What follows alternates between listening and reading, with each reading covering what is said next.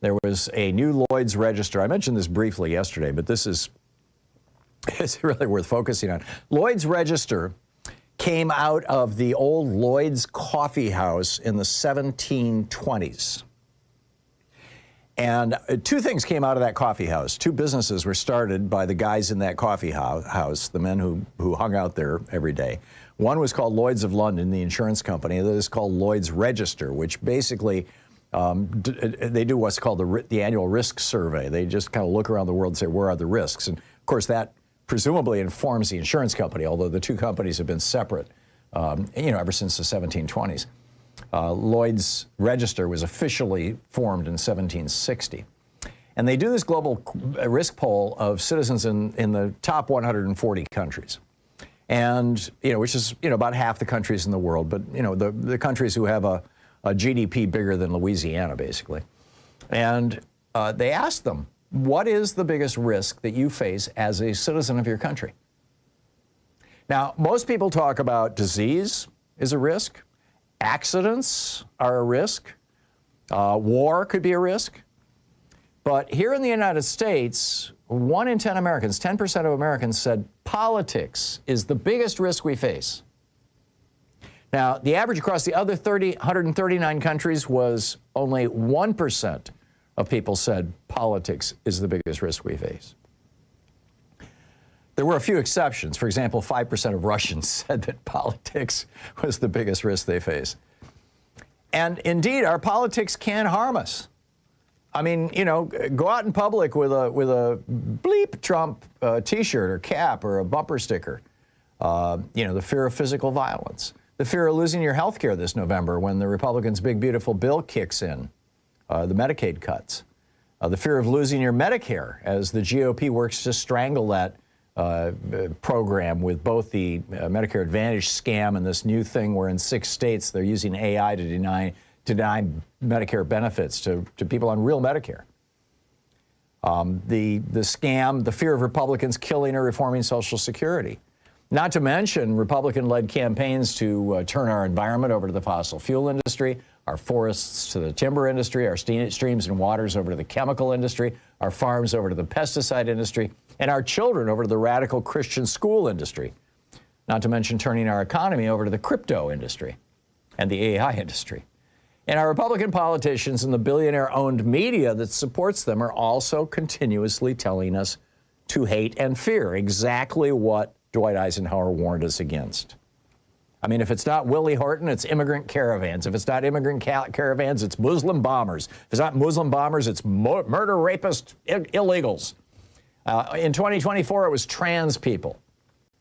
For this election cycle, Trump, Rubio, Miller, Vance are telling us that we should hate and fear not only the guy mowing your lawn, but also Democratic, socialists, and communists. Politics is supposed to help us. It's supposed to support us. Politics is supposed to be the system in a functioning democracy, which we are not. We are an oligarchy now. But in a functioning democracy, politics is where the will of the people gets enacted into law and the government supports the people. But it hasn't been that way since the Reagan Revolution. Since Ronald Reagan turned his party over to the billionaires, and then the billionaires spent the next 45 years seizing control of the entire government and the entire economy. I mean, Republican opposition to any real reforms is why student debt is so high. It's why housing is in the hands of Wall Street hedge funds. It's why health insurance is out of reach for most people. It's why child care is unaffordable. It's why that national system of brand new gleaming schools and hospitals that were built by Eisenhower and Jack Kennedy and Lyndon Johnson are falling into disrepair, and literally 3,000 hospitals have closed since the first Trump administration. And all of that was built, by the way, with a 90% income tax that Eisenhower and Kennedy had and 50% corporate tax. But why? Why are the Republicans doing this? The era from the 30s until the 80s saw the growth of the first, literally in the history of the world, the first country where the middle class became more than 50% of the population with a single paycheck. And what allowed that was the right to unionize and a 90% top income tax rate and a 50% top corporate income tax rate. And Democrats passed during that period of time and subsequently power systems like the TVA and the Hoover Dam, public schools, the Eisenhower Interstate Highway System, public broadcasting, Head Start, food stamps, Social Security, Medicare, Medicaid, housing projects, VA home loans, hundreds of new airports and train stations, and thousands of smaller efforts. And, our middle class was like the envy of the world. But then Reagan turned everything over to the billionaires, and suddenly we middle class people were the takers, and they, the billionaires, were the makers. And Lewis Powell handed them a formula to take over the country, which they've done. They created networks of think tanks. They created television networks. They created radio networks. You've got 1,500 right-wing radio stations. You've got 3 right-wing television networks. You've got the majority of television stations in the country now in the hands of 2 right-wing corporations. It just goes on and on and on. It took a few decades, but their bet paid off. And the problem for the billionaires and the Republicans that they own was that most Americans loved what those oligarchs called socialism. I mean, we embraced Social Security, unionization, the minimum wage. We liked it, but the billionaires didn't want to pay for it. And so what did the Republicans do? Well, they said, we can't win an election based on more tax cuts for billionaires. And that's the only thing the only legislative agenda that they've had since 1981 of any consequence, other than making it harder for people to join unions and, polluting the environment. So as Axios reported last week, quote, it's going to be a hate election, a Republican tied to Trump's political operation told Axios. Voters have to hate the Dems more than they hate us, and we have material to work with. The simple fact is, ever since 1981, the the Reagan Revolution, Republicans have not proposed one single piece of legislation that actually helps average people. Even their tax cuts, they'll throw you a bone, but the tax cuts are really for their billionaire funders and the corporations. So what do we do? Because they're going to double down on hate this year. They're proclaiming it. They're telling us. Well, we do a couple things. Number one, we expose them. When somebody echoes anti-trans or anti-black person or anti-immigrant or whatever, you just say, that's hate mongering. That's beneath you. You inform people. You say, well, please name one piece of legislation since 1981 that Republicans have passed that has helped the average person. They can't. They won't be able to. There's no such thing. And point out that Democrats are responsible for all of these programs that we all depend upon. Literally all of them. And then, quote Eisenhower saying at the end of his farewell address, we pray that people of all faiths, all races, all nations may have their great human needs satisfied, that those now denied opportunity shall come to enjoy it to the full, that those who yearn for freedom may experience its spiritual blessings, that those who have freedom will understand, too, its heavy responsibilities, that all who are insensitive to the needs of others will learn charity, that the scourges of poverty, disease, and ignorance will be made to disappear from the earth, and that in the goodness of time, all people will come to live together in a peace guaranteed by the binding force of mutual respect and love. I miss Dwight Eisenhower.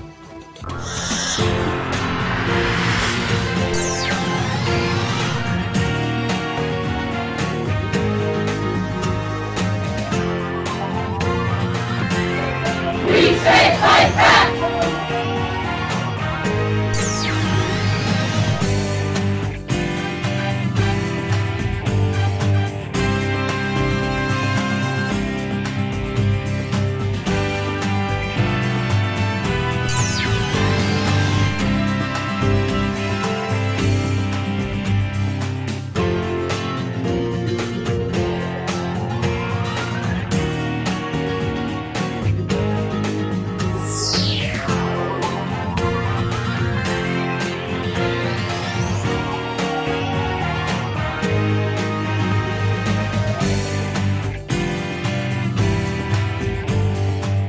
War panics the bond market.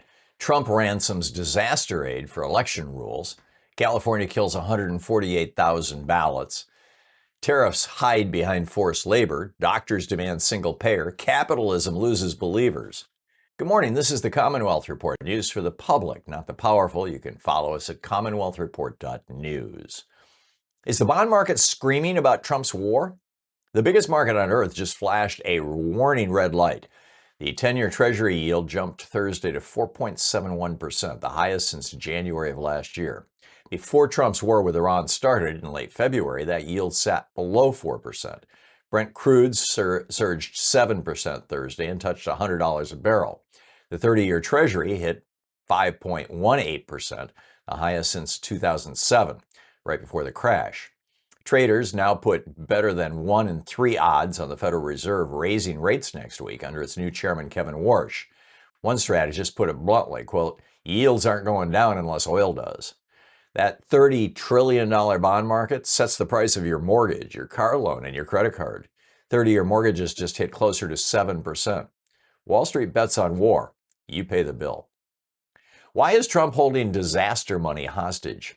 25 states and the District of Columbia sued the Trump administration Thursday in federal court in Rhode Island. Homeland Security announced on July 10th that it'll hold back 20% of the grants states use to guard against terrorism and cyber attacks unless those states rewrite their election rules first. They'd have to switch to paper ballots, hand audit at least 5% of them, and run every voter through a Homeland Security database. States were allocated more than $740 million this year, so at least $148 million gets frozen. The complaint says it plainly, quote, Congress never gave DHS or FEMA authority to rewrite state election law, end quote. The Constitution hands elections to the states, not the president. So Trump's starving them of the money that keeps their people safe until they hand him the keys. Nearly 150,000 Californians just lost their vote. New state data shows 148,000 mail ballots got thrown out in California's June primary, a rate of 1.73%.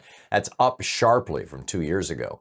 The biggest reason so by far was lateness, more than 93,000 ballots. Another 44,000 died over signatures that didn't match the county's records, and 8,000 more showed up with no signature at all. Tulare County in the Central Valley posted the worst rate for the state. Experts suspect the Postal Service because postmarks now get stamped at processing centers that keep getting consolidated farther and farther away. One researcher said the spike, quote, really does demand the question, why is this happening? Meanwhile, Trump's Justice Department is investigating Los Angeles County for slow counting. Actual mail fraud runs 4 cases per 10 million ballots. The real threat to your vote is a gutted post office. Is forced labor really why Trump wants new tariffs? The Supreme Court struck down Trump's emergency tariffs back in February, so he went shopping for a new excuse, and he found one. Yesterday, his trade office slapped tariffs on 60 trading partners, 10% on 22 of them and 12.5% on the rest, and declared it's all about stopping goods made with forced labor. The legal average rate is 3.5%. The Progressive Policy Institute figures the bill lands on Americans at $100 billion a year. Congressman Richard Neal wasn't buying it. Quote, today's forced labor justification is too convenient to be taken seriously, he said. Brazil, hit with 12.5%, is heading to the World Trade Organization. Forced labor is real and ugly. Using it as a fig leaf for a national sales tax on working families is uglier. Healthcare. Why do we pay the most and get the least? Progressive Democrats held a shadow hearing on Medicare for All Wednesday, led by Pramila Jayapal and Debbie Dingell, because the majority won't hold a real one. Dr. Dajit Singh, who heads Physicians for a National Health Program, told them at least, quote, 35 cents of every healthcare dollar is wasted on insurance administration, not on care, on paperwork and profit. We spend twice what other rich countries spend per person, and 28 million of us still have no coverage at all.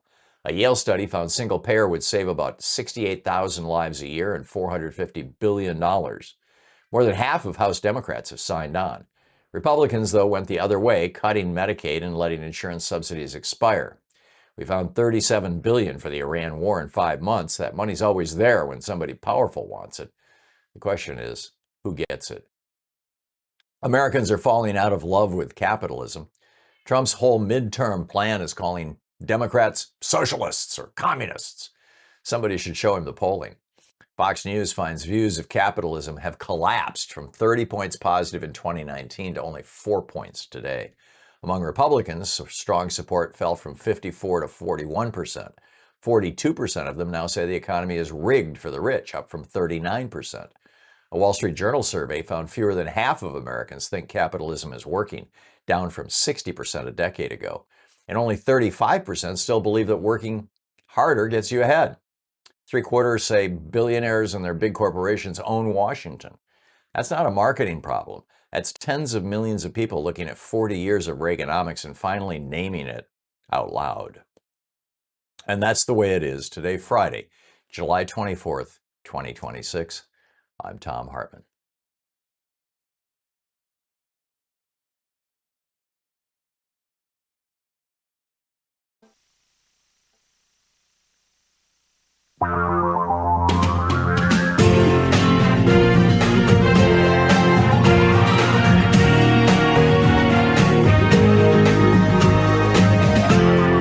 This is the Thom Hartmann Program.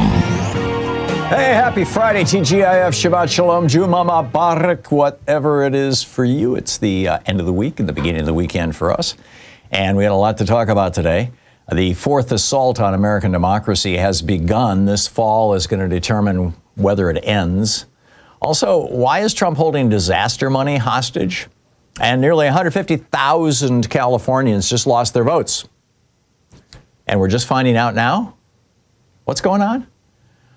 In the second hour of our program, why Americans are falling out of love with capitalism and healthcare. Why do we pay the most and get the least? And is the bond market screaming about Trump's war? And what does that mean for you and me? I mean, all of us. And in the third hour of our program, the chairman of the Wisconsin Democratic Party, the guy that I endorsed to be the chairman of the entire National Democratic Party, Ben Wikler, he has a new book out called The Plan. It's a strategy that worked in Wisconsin. He says it can work nationwide. We're going to get Ben on and have a lengthy conversation about it, shall we say. So stick around. That's going to be fascinating, too. So we've got a lot to talk about here. My op-ed over at HartmannReport.com, my daily take, as it were, daily rant, is titled, "The Fourth Assault on American Democracy Has Already Begun. This fall decides whether it ends."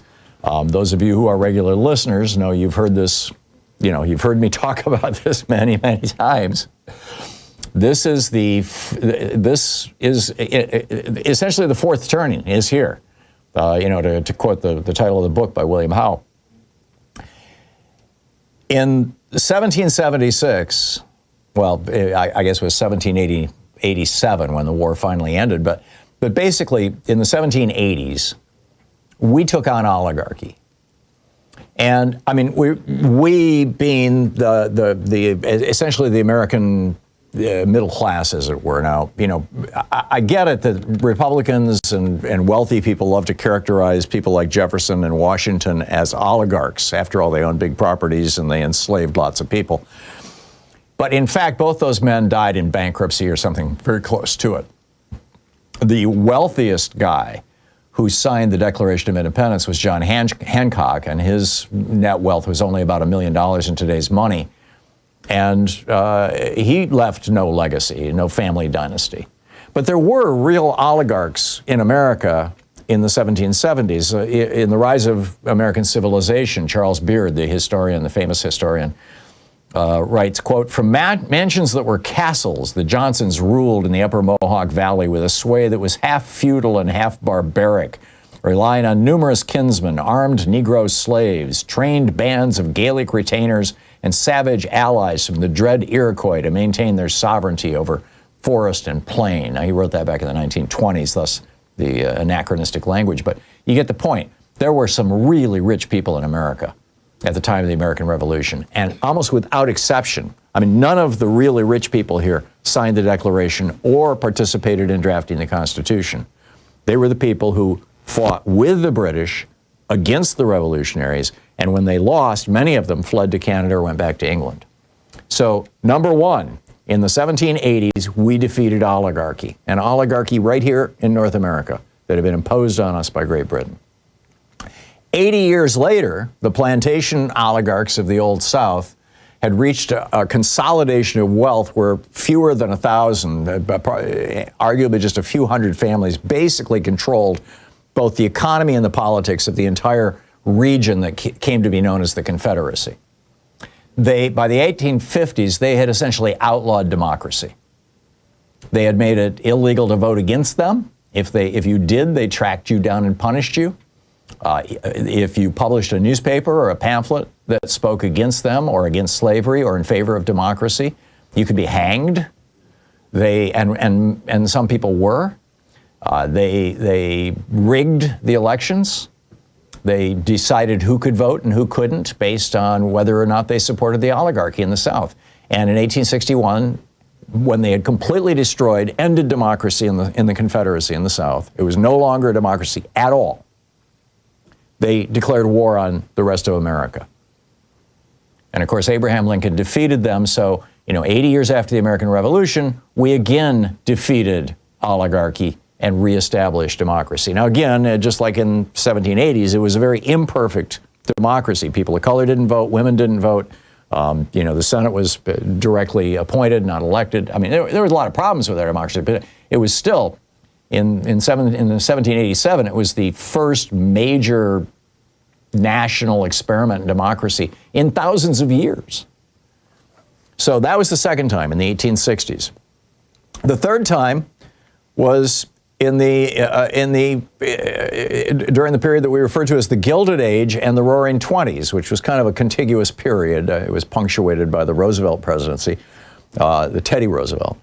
But Grover Cleveland in 1887, in his annual address to the American people, or to the Congress, he said, "As we view the achievements of aggregated capital, we discover the existence of trusts, combinations, and monopolies, while the citizen is struggling far in the rear or is trampled to death beneath an iron heel. Corporations, which should be the carefully restrained creatures of the law and servants of the people, are fast becoming the people's masters." So that was Grover Cleveland's warning that oligarchy was establishing itself in America. And by the Roaring Twenties, we were again an oligarchy. Our government was entirely captured by the morbidly rich. And then, they crashed all that. And in 1929, it was just, they were gone. So that led to the Republican Great Depression, and that led to the election of Franklin Roosevelt. And at that point, he was successful. Now, this time we didn't have to have a war. We had, the Revolutionary War to stop oligarchy. We had the Civil War to stop oligarchy. With FDR, the oligarchs, he just said, they hate me and I welcome their hate. He took them on. And they backed off. They said, okay, that's enough. We're gonna back away from this. And we will allow you, we'll put up with a 90% top income tax rate. We will put up with enforcement of the antitrust laws. Just don't put us in jail, basically. And so FDR chose not to prosecute the men who tried to kidnap and murder Franklin Roosevelt, the DuPont brothers and others.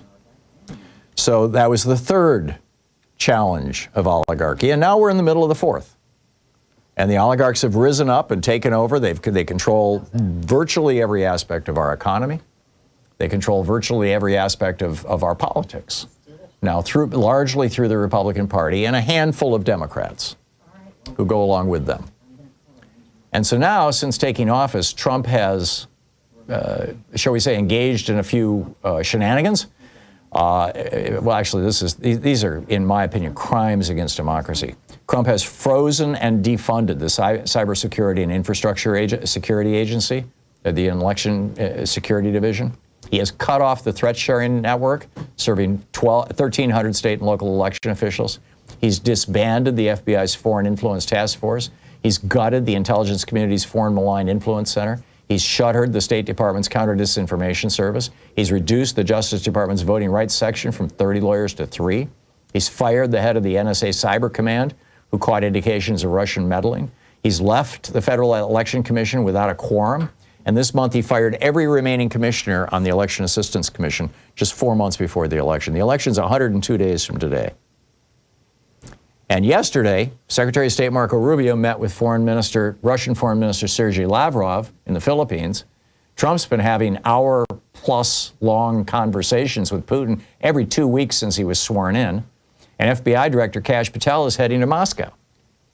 Russia, of course, intervened in the 2016 election and got Trump elected, as the Mueller report found. I mean, the Mueller report, they charged 34 individuals, 3 Russian companies, including 26 Russian nationals, 6 former Trump advisors, and got convictions. Either convictions or guilty pleas from Paul Manafort, Rick Gates, Michael Flynn, George Papadopoulos, Michael Cohen, Roger Stone, Alex Vander Zwan and Richard Pinedo. So we have seen this movie already. And it looks like they're preparing to do it again. I mean, now you've got Trump building a secret police force worthy of the Shah's Savak. He's building detention centers as fast as humanly possible. He's identified those of us who oppose traditional American views as domestic terrorists, along with anybody he calls Antifa. And now he's openly calling the Democrats communists, and suggested some should be deported or imprisoned. And yesterday, Republicans, with the help of 13 turncoat Democrats, passed legislation out of the House to make it much harder to vote. I mean, Greg Palast documented this. In 2024, if the Republicans had not suppressed the votes of 4 million eligible legal American citizen voters, Kamala Harris right now would be president. And and that was 4 million in 2024. They're going to try and make it 10 million this time around. And they damn well may do it. The only way that we're going to defeat this is to show up in absolutely overwhelming numbers. The Democratic leadership has just, they rolled over years ago. They haven't talked about this. This has been going on since the 60s with Operation Eagle Eye and all these other voter suppression programs the Republicans have been running. And the Democrats just never talk about it, the leadership. They'd rather not. So it's up to us. We've got to show up. This is the Thom Hartmann Program. 16 minutes past the hour. I'll be right back with you.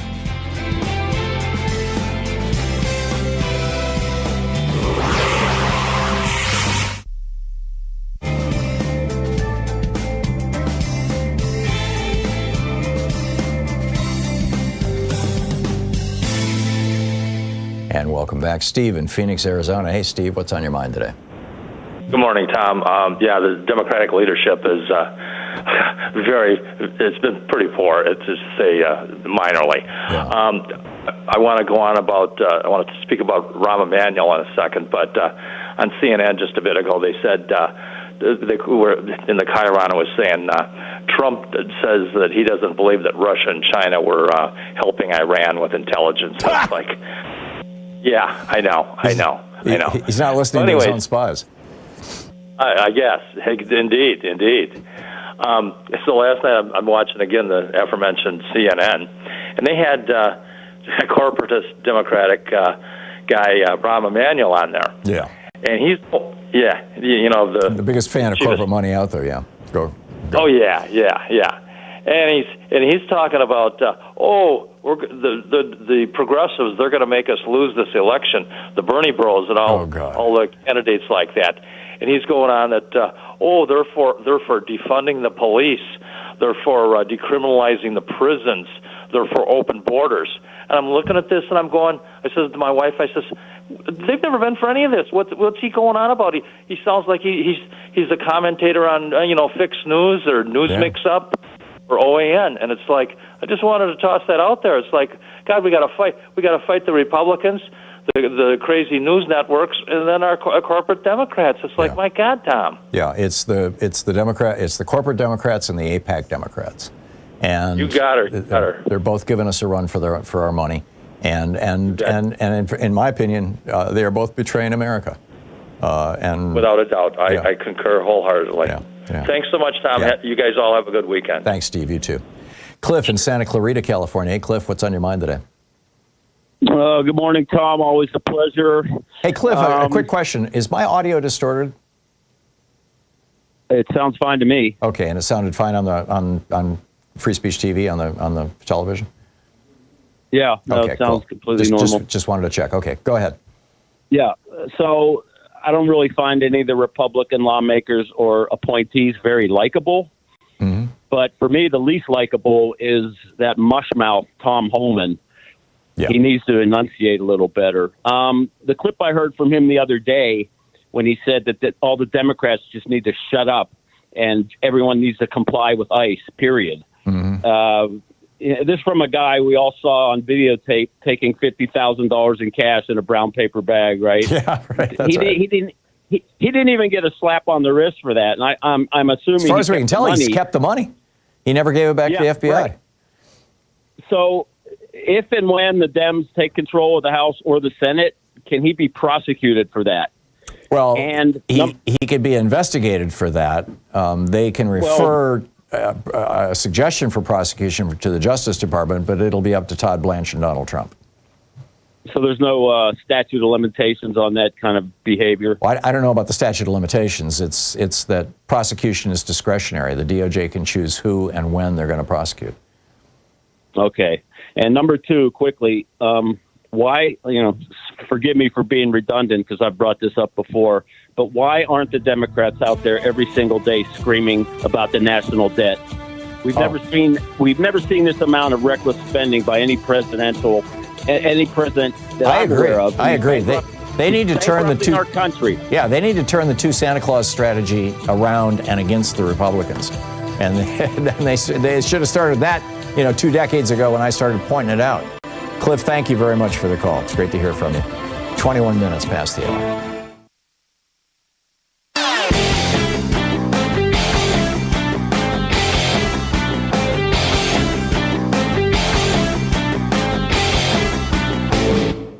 Want news that actually has your back? The Commonwealth Report brings you honest, unfiltered reporting. News for the public, not the powerful. Twice daily updates that matter.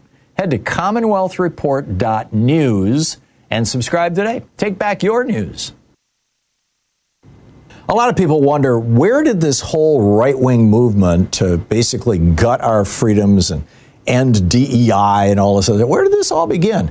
It all started back in 1951 with a book called The Conservative Mind, From Burke to Eliot by Russell Kirk. And he argued that if the middle class ever got too big, you'd see young people and women and racial minorities all get up on their hind feet and start protesting and basically screwing up America. And in the 50s, even Republicans thought he was nuts. But then the 60s happened and all those protests, and suddenly Republicans thought, yeah, he's right. We've got to destroy the middle class, or at least cut it back. And that was Reagan's mandate when he came into office in 1981. There's a whole article about this. You can read all the details. It's titled The GOP's 60-Year Conspiracy to Kill Our Democracy. None dare call it treason, but I will. Over at HartmannReport.com. Check it out.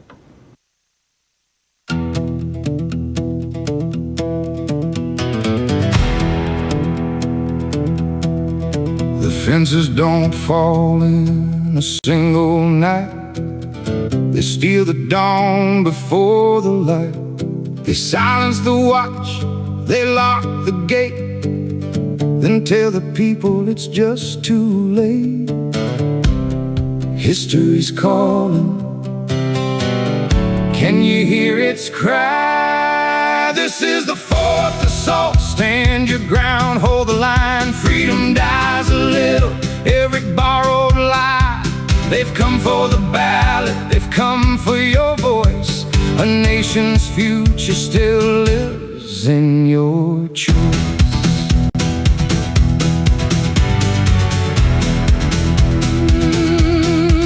We've seen these shadows rise before, behind a throne, behind a wall. The names all change, the plan's the same. Power feeds on fear and blame. Don't wait for tomorrow. Tomorrow may never arrive. Democracy doesn't defend itself. Only the living keep it alive. This is the fourth assault. Raise your eyes, don't look away. Every generation faces its own day. if we stand together, The darkness can break. history is watching. Don't let America wait too late. Stand. 24 minutes past the hour. So Trump's administration is ramping up the pressure on states to turn over voting rolls to the Trump administration, to purge voting rolls, to make it harder to vote. They sent a letter to all 50 states threatening them with jail, the senior election officials. And now they are threatening to withhold federal funding, FEMA funding, federal emergency assistance funding, from states that don't give them their voting rolls. Rob Weiner, who is the director of the Voting Rights Project for the Lawyers Committee for Civil Rights Under Law, said the rate of voting by non-citizens is infinitesimally small. He He said, I predict that the president is trying to create chaos and then use that chaos to take drastic measures in states that oppose his policies or to refuse to recognize the result of the elections in those states. We're looking at 20% of FEMA grants being cut right now, more than $1 billion to state, local, and tribal governments. And, these guys are starting to play hardball. They're looking at, number one, losing power. And if they lose power, they also know that many of them may end up going to jail. And this has got these people, they're fighting for their lives right now, not just their political lives, but they believe, for their freedom. And I think they believe so rightly. So keep an eye on this one. Meanwhile, as part of Trump's campaign to mess with elections, he's got the post office changing how things are done. So now when you drop off your ballot at the post office or when they pick it up from your mailbox, they don't postmark it the day that you drop it off. They postmark it the day that it gets delivered to the distribution center, which in some cases is like, 2 city hops away from you, because they're consolidating these distribution centers all around America. And so, it could be 2-3 days later after you drop your ballot off. And as a result of that, in California, 150,000 voters had their mail-in ballots rejected. The vast majority of them because they came, quote, late. And why did they come late? Because the post office is messing with our elections. I think this is a test run. I think this is where they're trying to figure out how does this work? How will this? Remember there was a city here in Oregon where the same thing happened, where the postmaster told the post office on election day, don't postmark those today. Only process packages today. We'll postmark them tomorrow, which was the day after the election, which meant that all of the ballots who came in on election day in that city here in Oregon did not get counted. And now, Trump, of course, has given the Postmaster General an executive order saying, don't even deliver ballots to the homes of people whose names are not on a list that I give you. That one's tied up in the courts, but they are seriously playing hardball here. You're listening to the Thom Hartmann Program. Call 202-808-9925. And the Democratic response, I believe Chuck Schumer is planning another strongly worded letter. What say you? I'll pick up your calls after the break.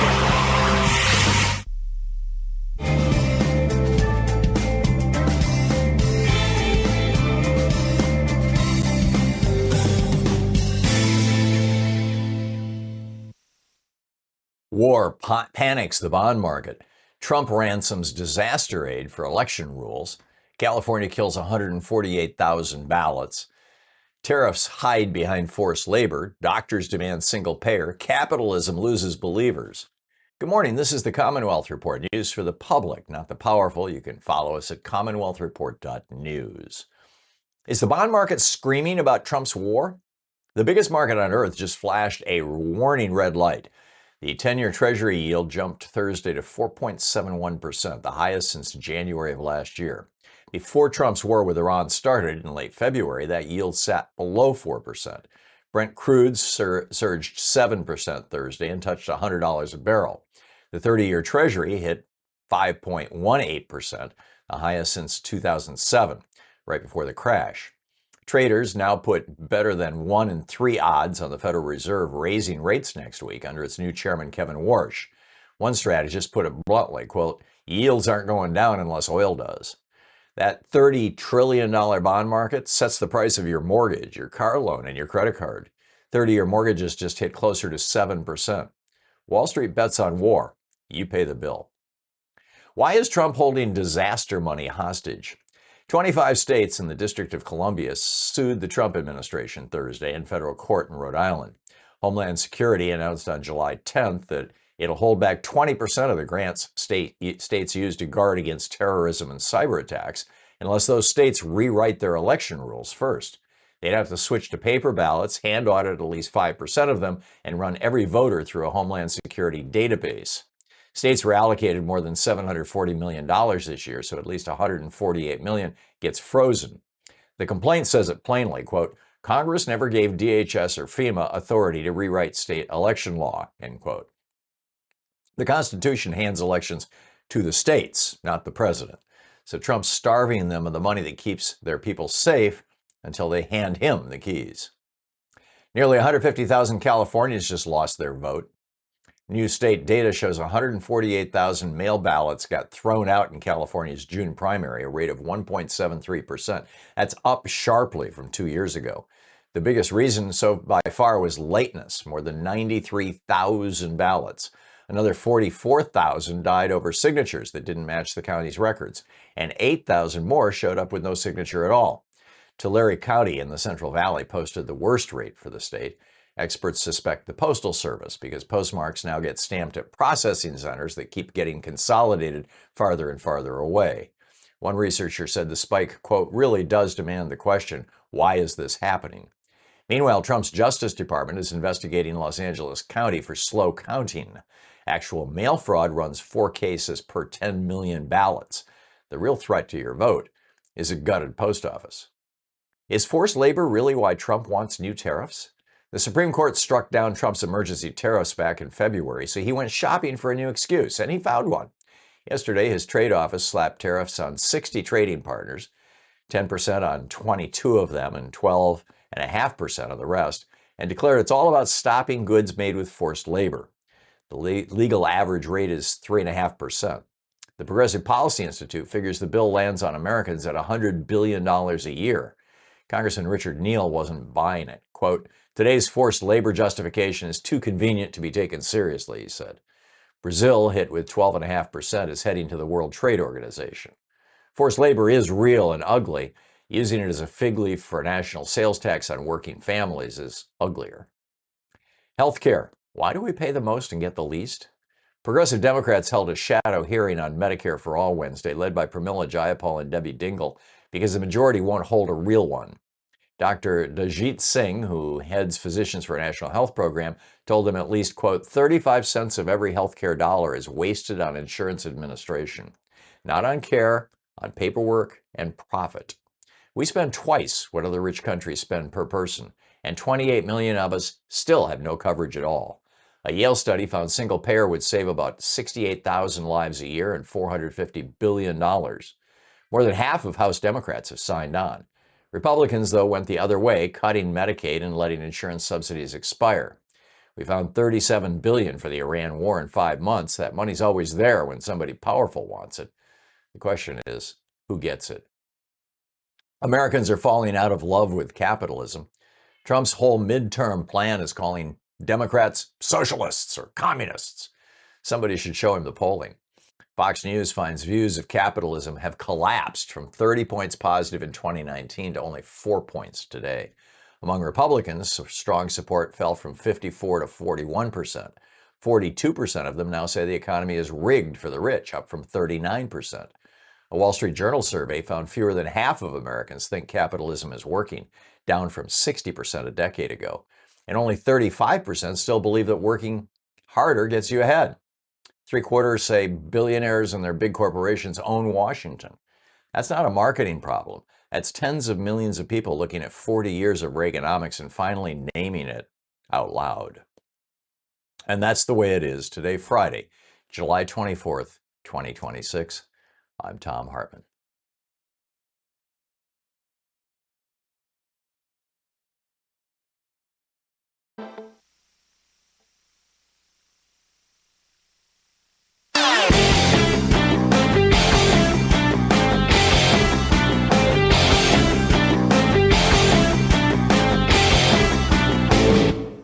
Did you know that every weekday we send out an email before the show giving you all the topics coming up so you can be fully informed and ready to interact with our program? Or that after the show we send out Sue's Stack, a list of every topic I've discussed along with clickable hot links to every source of information I've shared with you on the air? It's all completely free and available over at thom.tv, THOM.tv. Check it out.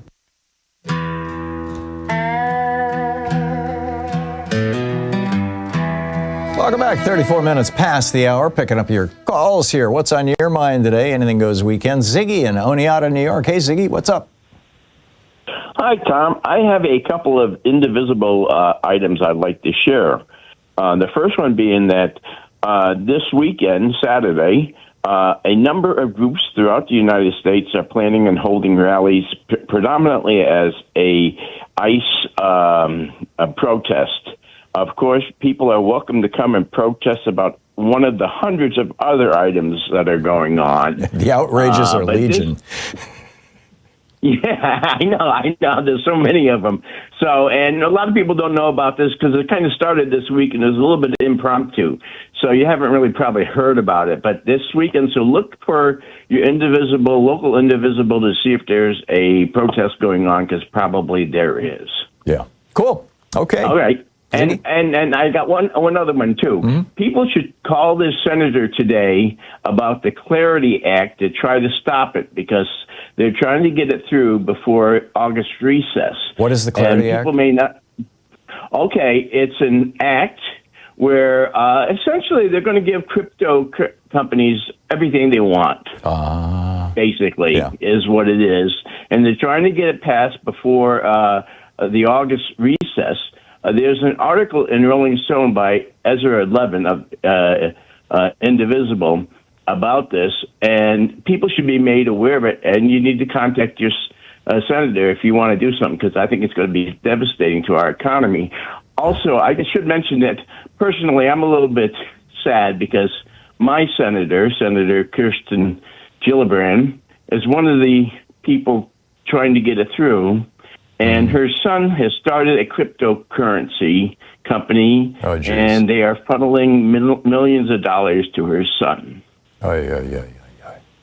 Yeah, I know. It really makes me very upset. Yeah. Okay, and that's why it's important to get the word out on this, okay? You got it. Ziggy, thank you very much. Thank you. Bye. Yep. Tim in Blue Springs, Missouri. Hey, Tim, what's on your mind today? Oh, I was calling about Kansas and Missouri, both. Recently, the last couple of days, Chris Kobach came out with this statement that the ban, he wanted to stop the ban in Kansas on conversion therapy. And gay conversion therapy. We haven't heard anything from him, and he says it's unconstitutional. I'm on the Missouri side on the border. I'm 12 minutes away from downtown. Josh Hawley was on at the same time with a commercial that said, "We're here for the small towns. We're going to rebuild them. I love you," and all this kind of thing. And I'm going, what's with these guys? They've been so evil for years, and now all of a sudden, what are they doing? And why are they bringing this up? Yeah. Well, let me just understand the first point that you made. Did you say that the Republicans are opposing the ban on gay conversion therapy, or they're opposing gay conversion therapy? It's already banned in some areas of Kansas, from what I understand. But he wants to overturn that because he says the ban is unconstitutional. I don't know if that's in the state constitution or. I think that at least one of the state Supreme Courts recently ruled that gay conversion therapy, which is in my mind a brutal form of psychological torture. It's a form of abuse, particularly when it's inflicted on children, on minors. But anyhow, they ruled that it was simply a form of free speech on the part of the so-called therapists. And so he's probably citing that. I forget which state it was, but one of the states struck down the ban. It might have been Minnesota or Wisconsin. It's my recollection is it was somewhere in the Midwest, and this was 5-6 months ago. But I'd have to look it up. But yeah, the Republicans, they're fine with this brutal strategy to try to make gay people straight again, or not even again, to make gay people straight. And one other thing I wanted to say is about mail-in voting and everything. Mm-hmm. I lived in Portland, and I got divorced by mail. Okay. I don't know if I think it was, I want to try and remember, I have a postcard from the judge that said you're divorced. That's how they do it. It was $300. Wow. Huh. And they sent me a postcard with a thing on the back. It was open, so everybody could read it. Wow. You are now divorced. I think it was Lincoln County or somewhere. Outside says how to do this. And so people talk about this, but voting by mail is really very good. We send our checks through the mail. We pay our rent through the mail. We get our prescriptions through the mail.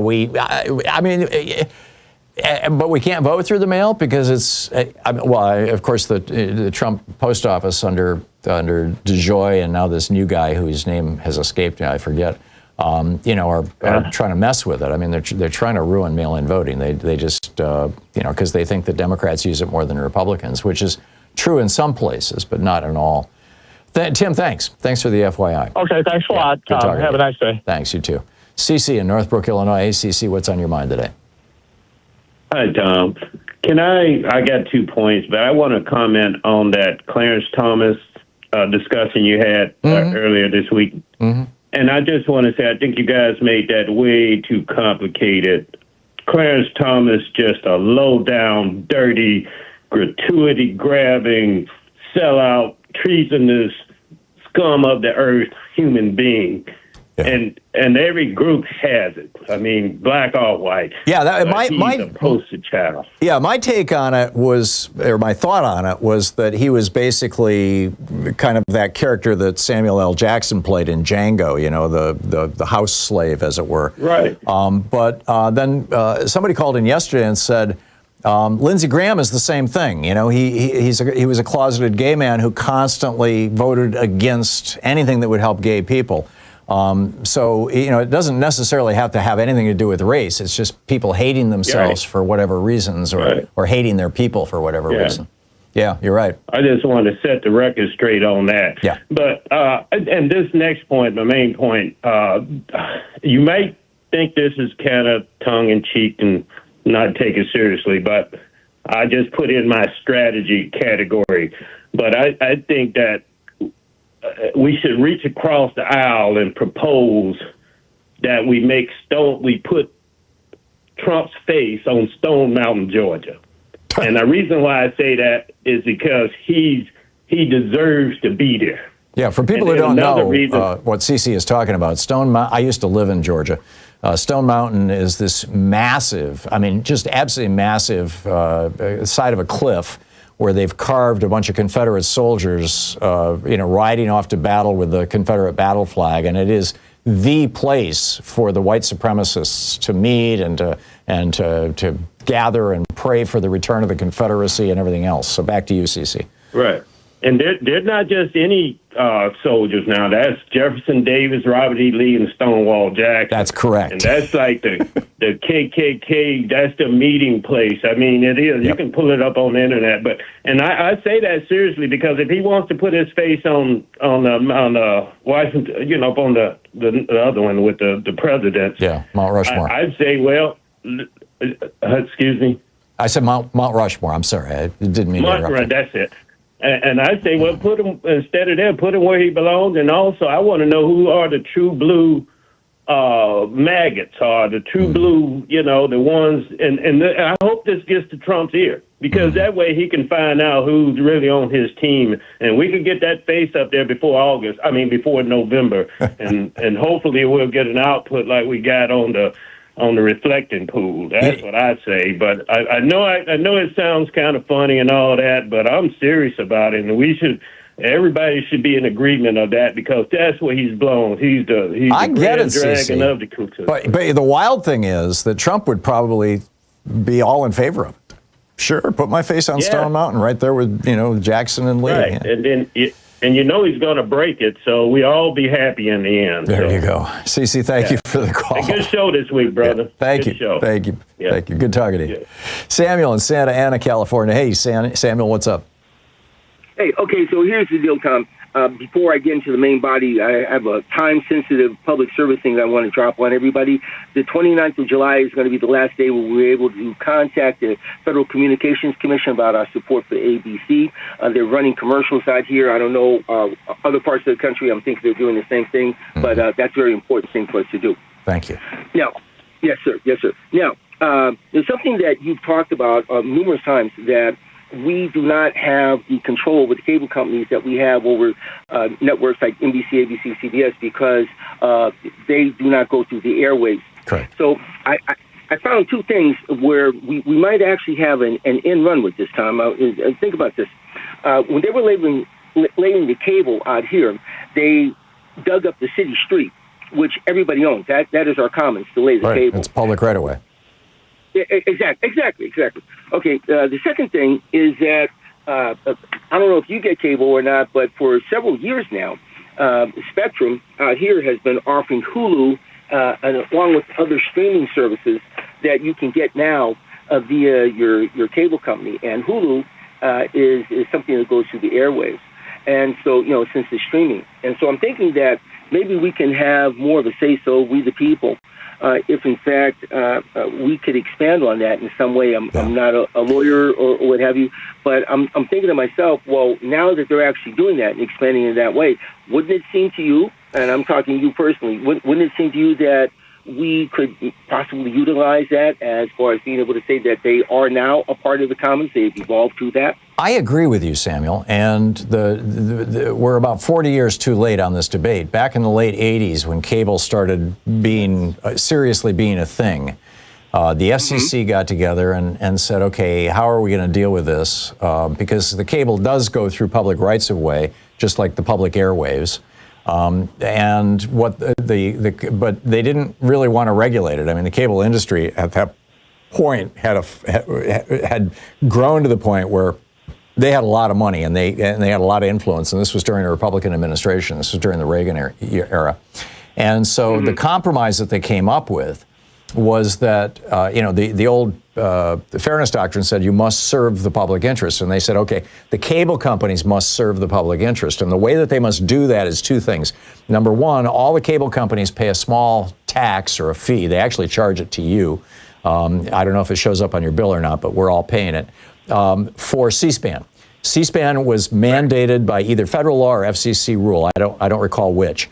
And then the other part was that every cable company of a certain size had to offer public access. They had to have a television studio where the public could come in and produce their own shows. I believe that's still there and still around. I'm not sure. I know a lot of that public access has gone away, and I don't know if those rules are still enforced. I know the C-SPAN thing is still enforced because C-SPAN's still there. In fact, I was on C-SPAN just a few weeks ago. So, okay, cool. Yeah, so there is a good precedent for what you're suggesting.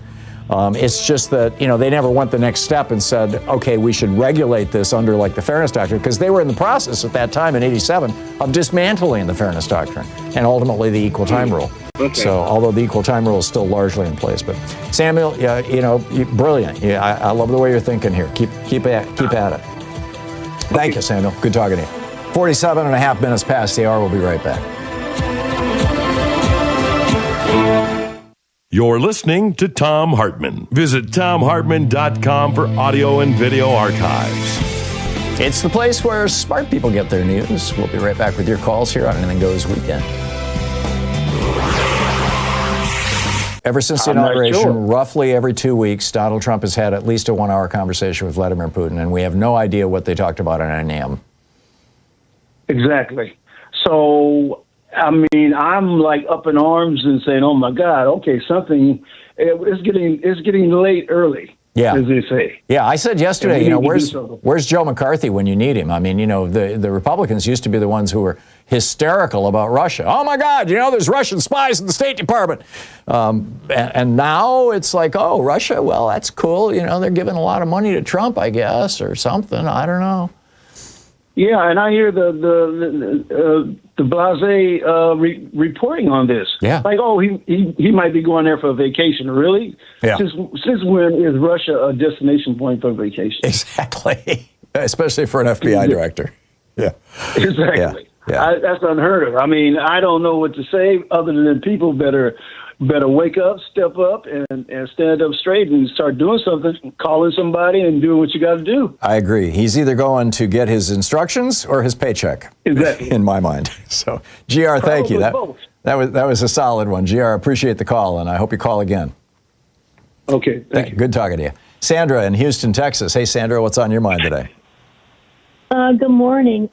You've talked about this a lot. How Reagan in 1980, his campaign, sabotaged Carter's negotiations to have the hostages freed. Correct. Because Reagan wanted to win the election, so he wanted to keep them held hostage until after the election, and He won. Yep.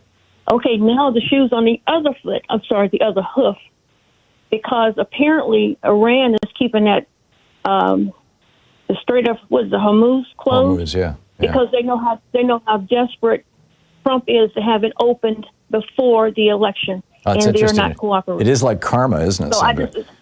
Exactly. So anyway, I wanted to call you about this for the past 2 weeks. This is the first time I've had a chance to call. Yeah. But I'm so happy. I am so happy. And also, I don't know if you know this or not, but Hitler's home in, I forgot, somewhere in Austria, where he was born, his home place, Mm-hmm. they turned it into a police station because the Nazis were using it as a pilgrimage. Oh, geez. Yeah, it doesn't surprise me. The Eagle's Nest is now the pilgrimage place, and there's a couple of Republicans who went there a couple of years ago. That was his summer retreat in Germany, in Bavaria. Oh, okay, I didn't know that. Yeah. I guess I'll put it on Blue Sky. Yeah. Well, the Nazis are still out there, Sandra, and they're in fact they're growing. Which is a real troubling thing. Sandra, thank you for the call. I know. Yeah, Thank you. Yeah, I love that. It's coming back to bite him. The karmic retribution. That's a brilliant observation. Thank you. It's 52 minutes past the hour. I'll be back with more of your calls in just a minute.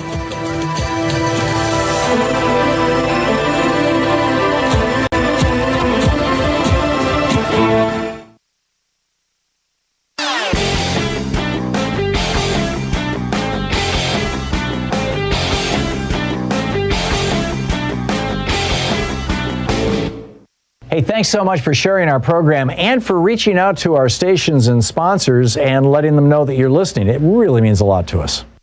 So have you noticed that the Republicans are pretty much not talking about a constitutional convention anymore? They used to be gung-ho to rewrite the Constitution. They wanted to put corporate personhood in there. They wanted to change it so that women can't vote. They wanted to do away with the election of senators, repeal the 17th Amendment, take us back to them being appointed by the states. They had all these they wanted to outlaw labor unions, all these weird ideas, but they've stopped talking about it. I mean, they're still moving forward on it, but it's not. Project 2025, for example, their ultimate talking document, does not have one single mention in it about a constitutional convention. Why would that be?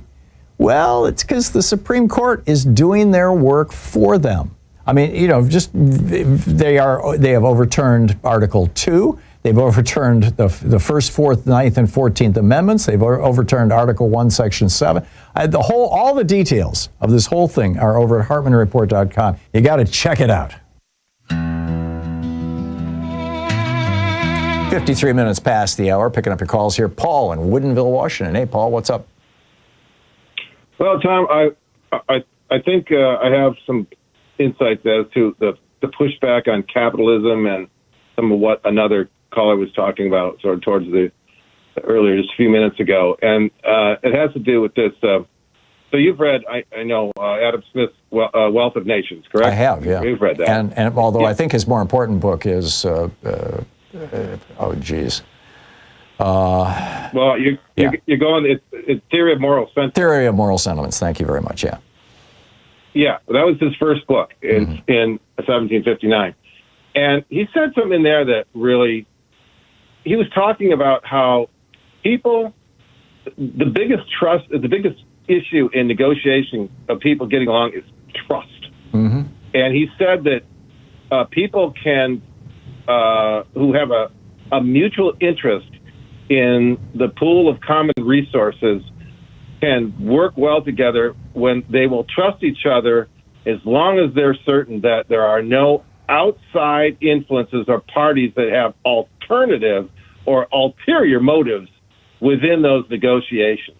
Right. Otherwise, what happens is Adam Smith recommends 17 years later, you have to have private property and capitalism. He says that so these by the pool of common resources, which you sometimes call the commons, could be natural resources, water, air, all this stuff, or they could be artificially constructed resources, such as Social Security, Medicare, stuff like that. The internet. The internet, sure.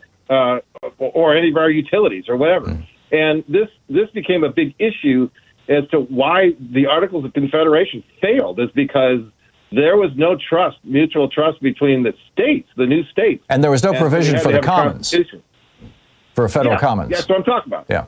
Okay, so let me fast forward here. So what's happened here, you can draw your boundary line wherever you want, but certainly since the 2000 election, the Supreme Court and the Republican Party have declared that any irregularity, real or imagined, intentional or not, accidental, any irregularity, the party at injury is not we the people when an election is somehow something wrong with it. It's the candidate, the Republican candidate, you see? Because they said in the 2000 Bush versus Gore ruling that they had to stop counting the votes in Florida because otherwise the plaintiff, George W. Bush, would suffer irreparable harm. Yeah, that was the phrase that John Roberts wrote into that. Yeah. Exactly. So what's happened is politics and profit have pushed its way into the negotiations of we the people with regard to our pool of common resources that we share. And if you don't like it, well, then you're a socialist. Yeah. Oh, by the way, it was Rehnquist, not Roberts. But yes. Yeah, absolutely. Yeah. Yep. Yeah. I remember reading that decision and freaking out when the irreparable harm part of it. It's like George W. Bush will suffer irreparable harm if the vote is counted in Florida. Well, gee, Paul, I'm out of time, but thank you for pointing that out. It's always good hearing from you. I appreciate it. On the other side of the break, why are Americans falling out of love with capitalism and health care? Why do we pay the most in the world and get the least benefit? You're listening to Thom Hartmann.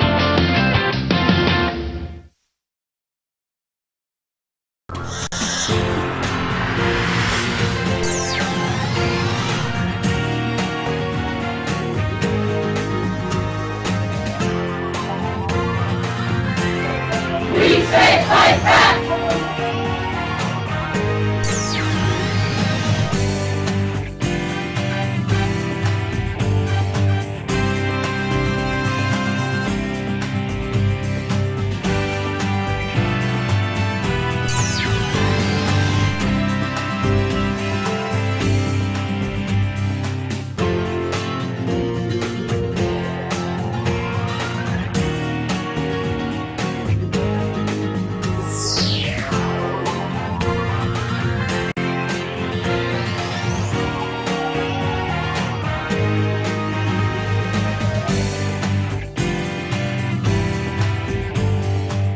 War panics the bond market.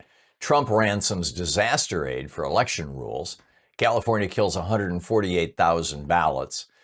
Tariffs hide behind forced labor. Doctors demand single payer. Capitalism loses believers.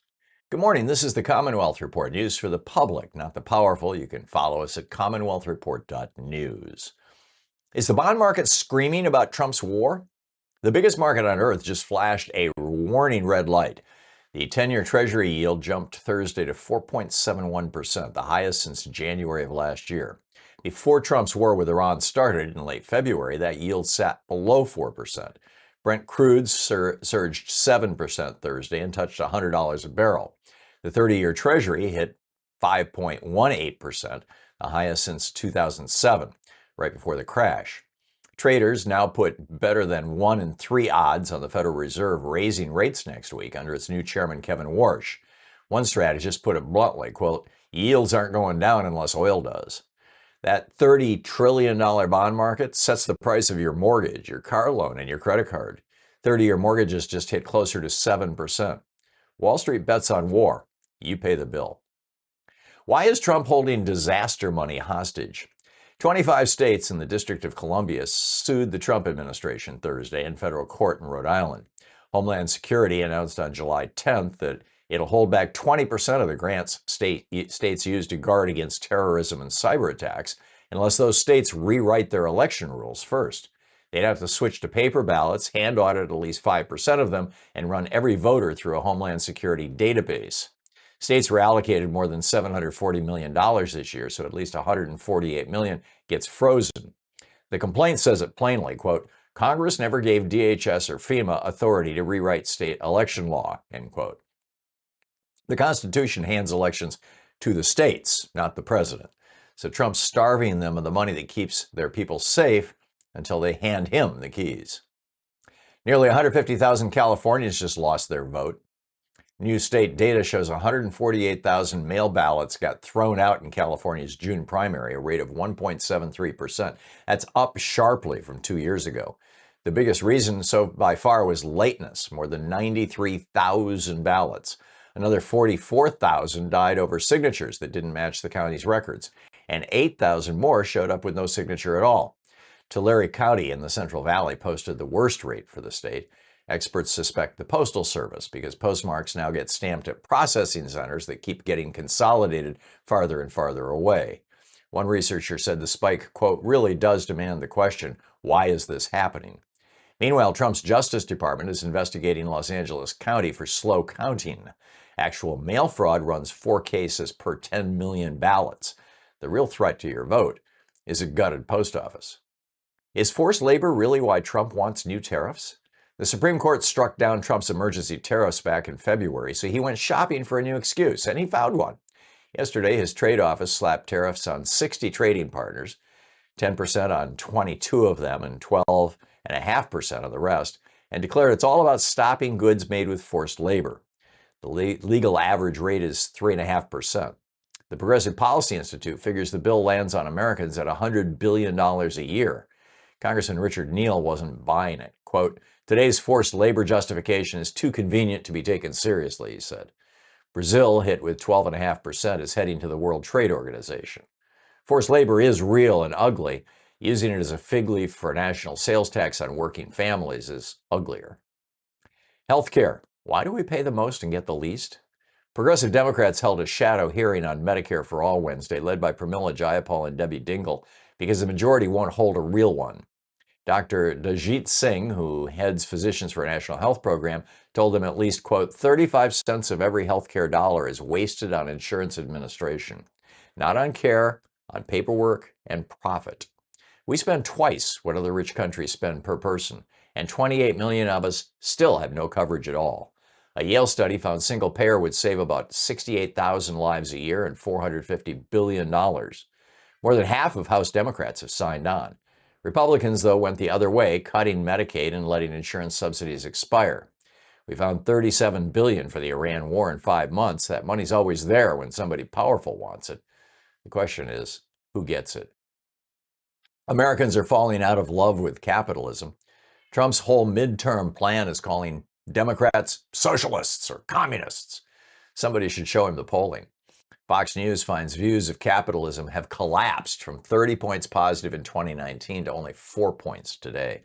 Among Republicans, strong support fell from 54 to 41%. 42% of them now say the economy is rigged for the rich, up from 39%.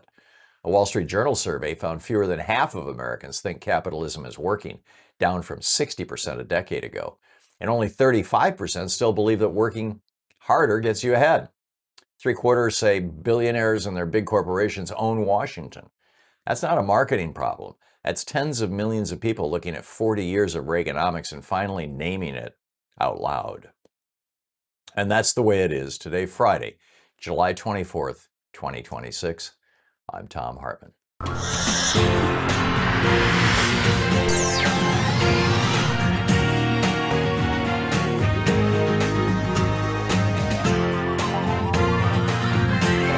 We say fight back!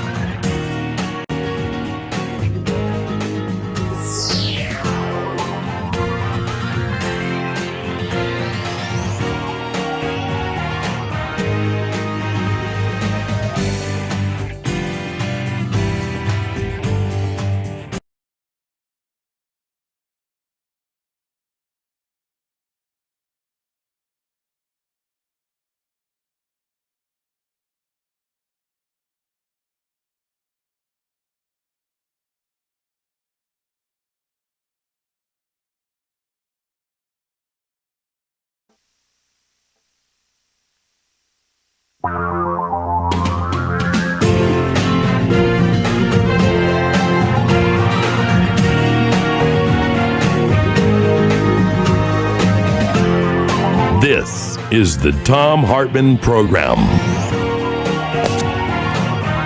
Hey, welcome to the second hour of our program. Donald Trump is now erasing soldiers. Seriously. He said, oh, they didn't die in the Iran war, they just died. These 4 people who were killed by Iranian missiles last week. Angel Rampersad, Michael Swinton, Isabella Gonzalez, and Tyler Feehan are the names of the 4 soldiers that the White House has officially taken off the list of war dead. A slap in the face to their families. And Trump, day before yesterday, said that they had said, each one of them had said, that they were there because Iran should never have a nuclear device, and they agreed with Trump's policies. He lied. He put words in the mouths of our dead soldiers. This is one of the most despicable things imaginable. You know, when Barack Obama wore a tan suit or held a cup of coffee in his hand as he was saluting the Marine at the helicopter as he was leaving the White House one day, those 2 things were both week-long scandals. On Fox News, on CNN, on ABC, CBS, NBC, everybody was talking about it. It was all over right-wing talk radio. Can you imagine if Obama had lied and made up and said, oh, these 4 dead soldiers, they all love me. They agree with me on policy. They would have been impeaching him within minutes. The standards have been so lowered. The overtone window has shifted so far. It's mind-boggling. It's just mind-boggling. Meanwhile, Republicans are losing faith in capitalism. Now, you know, again, in 1933, we had a revolution in America. It was called the Franklin Roosevelt presidency or the New Deal. Prior to 1933, we had been basically a libertarian kind of laissez-faire economy, although Lincoln, you know, created 50 some odd free colleges around the country and spent lots and lots of federal money on building a national rail network. And I mean, Lincoln did a lot of socialist stuff. But the big change came in 33. And those efforts built the American middle class. We went from 20% of us being in the middle class in 1933 to 65% of us being in the middle class in 1981. Over a 40-year period. Built the largest middle class in the history of the world and the first to surpass a half of the population in the history of the world. And then, of course, Reagan got in and said, okay, we're going to stop this. This middle class is too big. It's too dangerous. We can't have it. It's not a good thing. And he just went after him. Said, that's it. No more.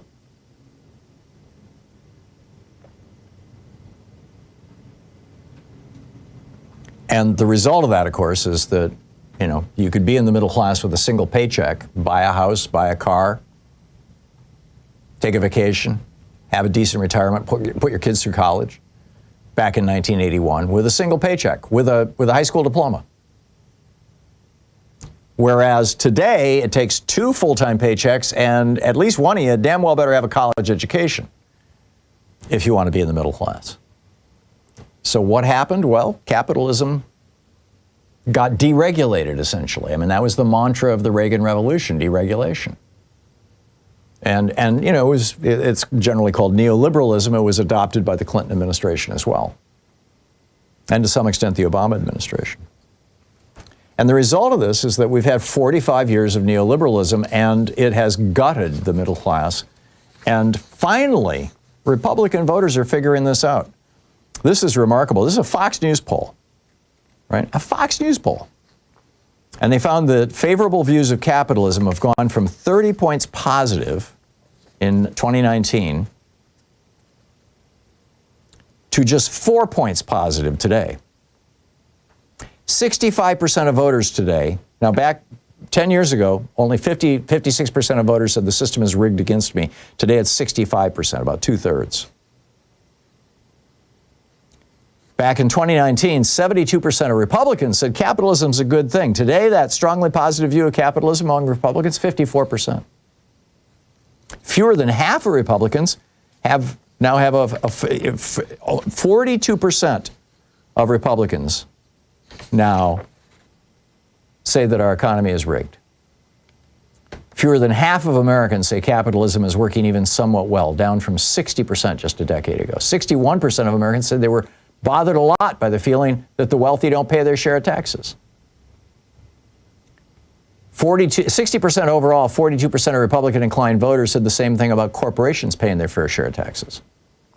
And views of big business went from 19 points positive in 2012 to 25 points negative last year, according to Gallup. And this is interesting. The Fox News poll also shows that Alexandria Ocasio-Cortez has the same level of popularity as J.D. Vance. Mind-boggling, huh? Meghan McCain, the conservative commentator, said this week that Republicans, quote, have a huge effing problem if Democrats nominate someone who can speak on economic issues like Zoran Mamdani. Quote, the tone of what he is saying is brilliant. Despite my abject fear and repulsion of socialism, it is really impactful. If Democrats are smart, they will nominate someone with his tenor and tone on economics and national policy. Now, I'm not a fan of Democrats taking advice from Meghan McCain, but I think she's right. Our system has been just co-opted and broken by unregulated capitalism, by the oligarch class. We now, Jimmy Carter said on this program 10 years ago, America is no longer a democracy, it's now an oligarchy, thanks to Citizens United and, a few preceding all Republican Supreme Court decisions, the biggest one being Buckley in 1978. Meanwhile, our healthcare system is failing. The Dr. Diljit Singh is a practicing oncologist, cancer doctor, and he's also the president of Physicians for a National Health Program. It is a great program. PNHP is a great organization. I keynoted their annual conference up in Seattle like 15 years ago, thereabouts. And he notes they've got 25,000 healthcare professionals. And he gave a speech a couple days ago in which he pointed out, he said, we're working to achieve universal single payer healthcare, free from corporate middlemen, co-pays, deductibles, prior authorization, and the risk of medical debt. He points out, quote, similar countries around the world provide care to all while spending only half of what we spend, yet we die younger, face higher maternal mortality, and lose more newborns. He points out that about 35 cents out of every healthcare dollar spent in America goes as profit for some oligarch or for some giant corporation, or to cover all the administrative costs of denying care to people to generate that profit. He said the root cause of this failure is the corporate takeover of healthcare, where financial interests take precedence over the sacred oath we swore as physicians. He says, at PNHP, we conducted a 2-year research project, and we found that doctors, like nurses, suffer from profound moral injury, the acute psychological harm caused by systemic barriers that prevent us from providing compassionate, evidence-based care. And the most common sense solution is single-payer health care for all. Yeah, you think? I think it's just, frankly, shockingly obvious. Meanwhile, the world's most important market is flashing bright red. Warning, Will Robinson, warning. And Trump has cranked up his tariffs again. I'll tell you about those two things on the other side of the break. Stick around. It's the Thom Hartmann Program, 15 minutes past the hour. A place where despair is not an option.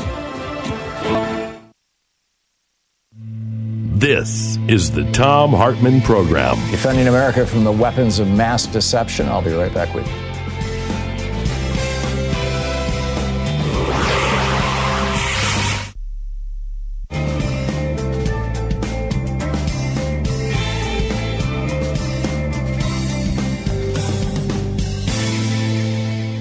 And welcome back. Ed in Chicago. Hey, Ed, what's on your mind today? Thanks for watching us on Free Speech TV. Hey, Tom, you were just talking with Paul about the economist Adam Smith, and I want to talk about Representative Adam Smith. Mm-hmm. Well, Congressman from Washington State. Right. I don't know if you remember, but a few weeks ago I was spitting bullets mad at him because of his vote for the National Defense Authorization Act that had that abomination Section 224 in it. Now, it did pass the House, but that was with Republican votes. And I want to give Representative Adam Smith kudos because he changed his vote. He voted against it. And the reason that I read that he stated was he was listening to his constituents.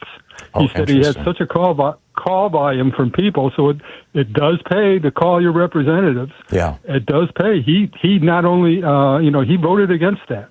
Yeah. So kudos to him for changing his vote on that. And at the time, I brought up the fact that he takes almost $400,000 from AIPAC. Now, there's a website. It's called trackapac.com, which lists all the members and what they receive from AIPAC.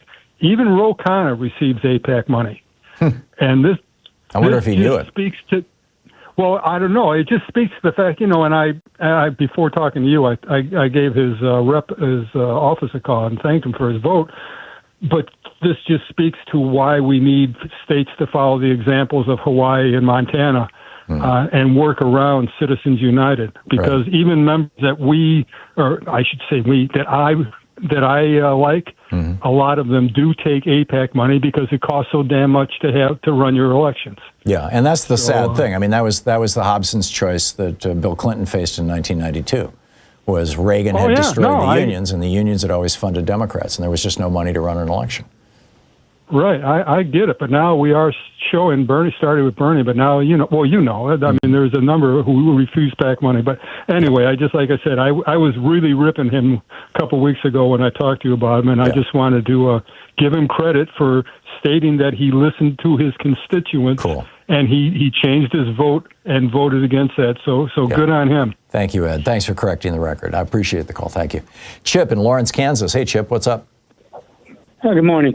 I follow Martha Stewart a little bit because I know a lot of people that knew her. She used to live in Westport, Connecticut. I grew up, had my childhood in Westport, and I know a lot of people. Who is this? I heard a lot of bad things. Martha Stewart. Oh, Martha Stewart. Yeah. Okay. Yeah. I've heard a lot of bad things from people that knew her even before she was famous.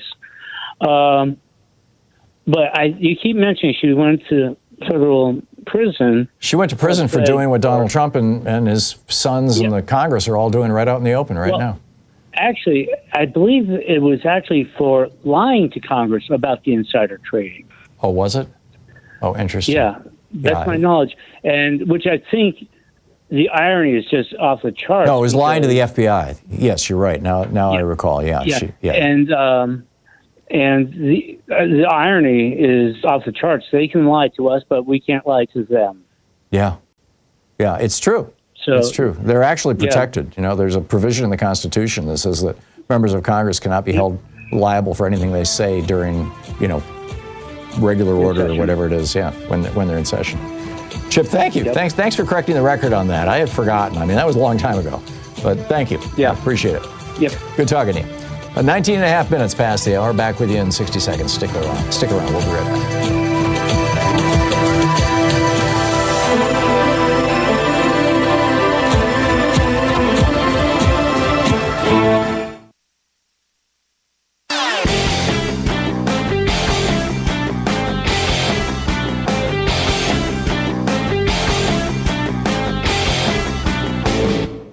Tired of news that protects the powerful? Get reporting with a backbone at the Commonwealth Report. News for the public, not the powerful.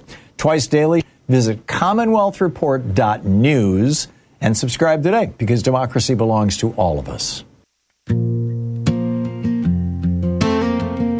Welcome back, 20 minutes past the hour. So some alarming economic news.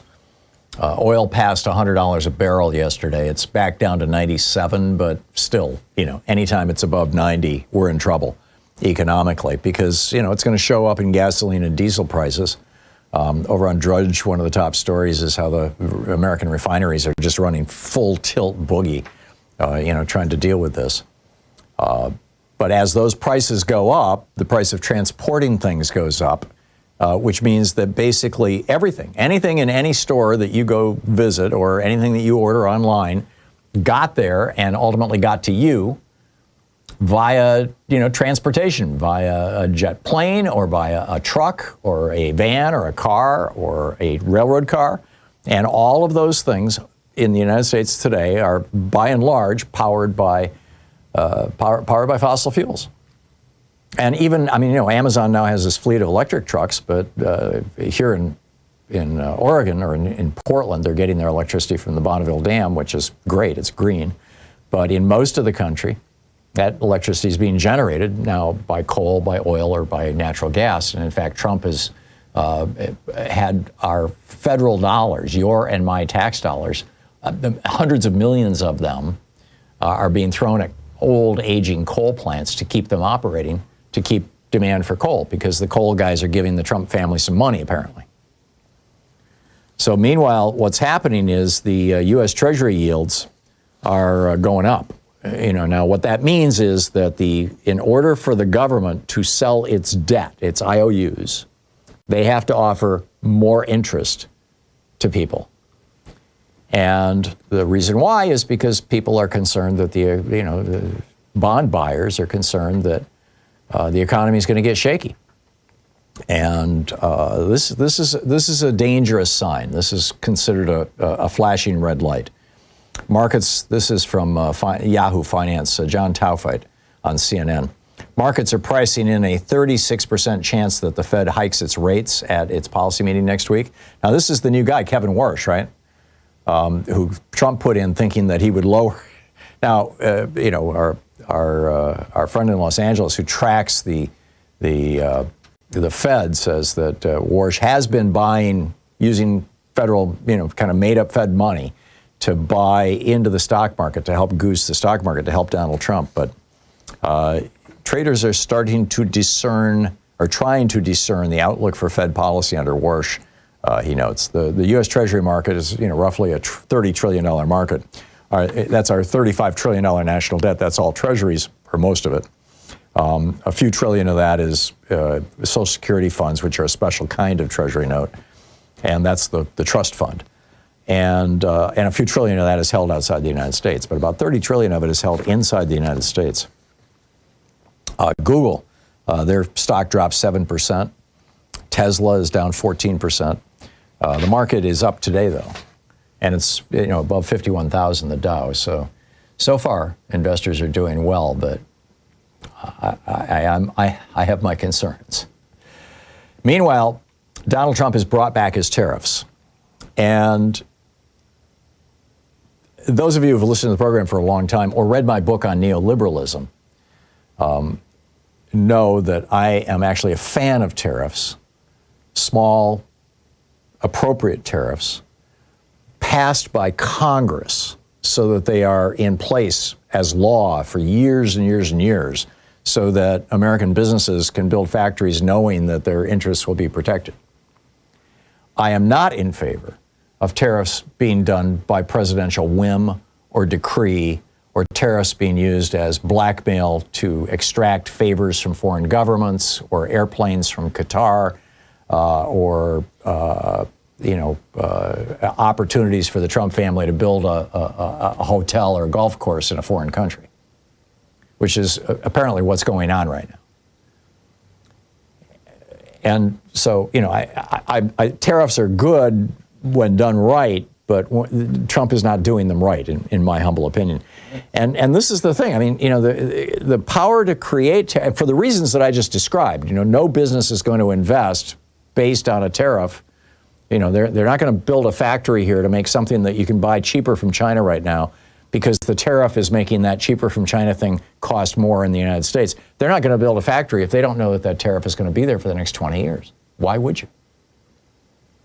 And that's why when the founders wrote the Constitution, they gave the exclusive power to establish tariffs to Congress, not to the president. The president has no power to do that under the Constitution. But the Constitution also says Congress can make their own exceptions, and they did back in the day. This is back, 30, 40, 50 years ago. Congress said, if another country is engaging in certain kinds of practices that we consider abominable, like forced labor, slave labor, then we can impose a tariff on that country's goods. And that's what Trump is doing. He's claiming This is the Section 301 of the 1974 Trade Act.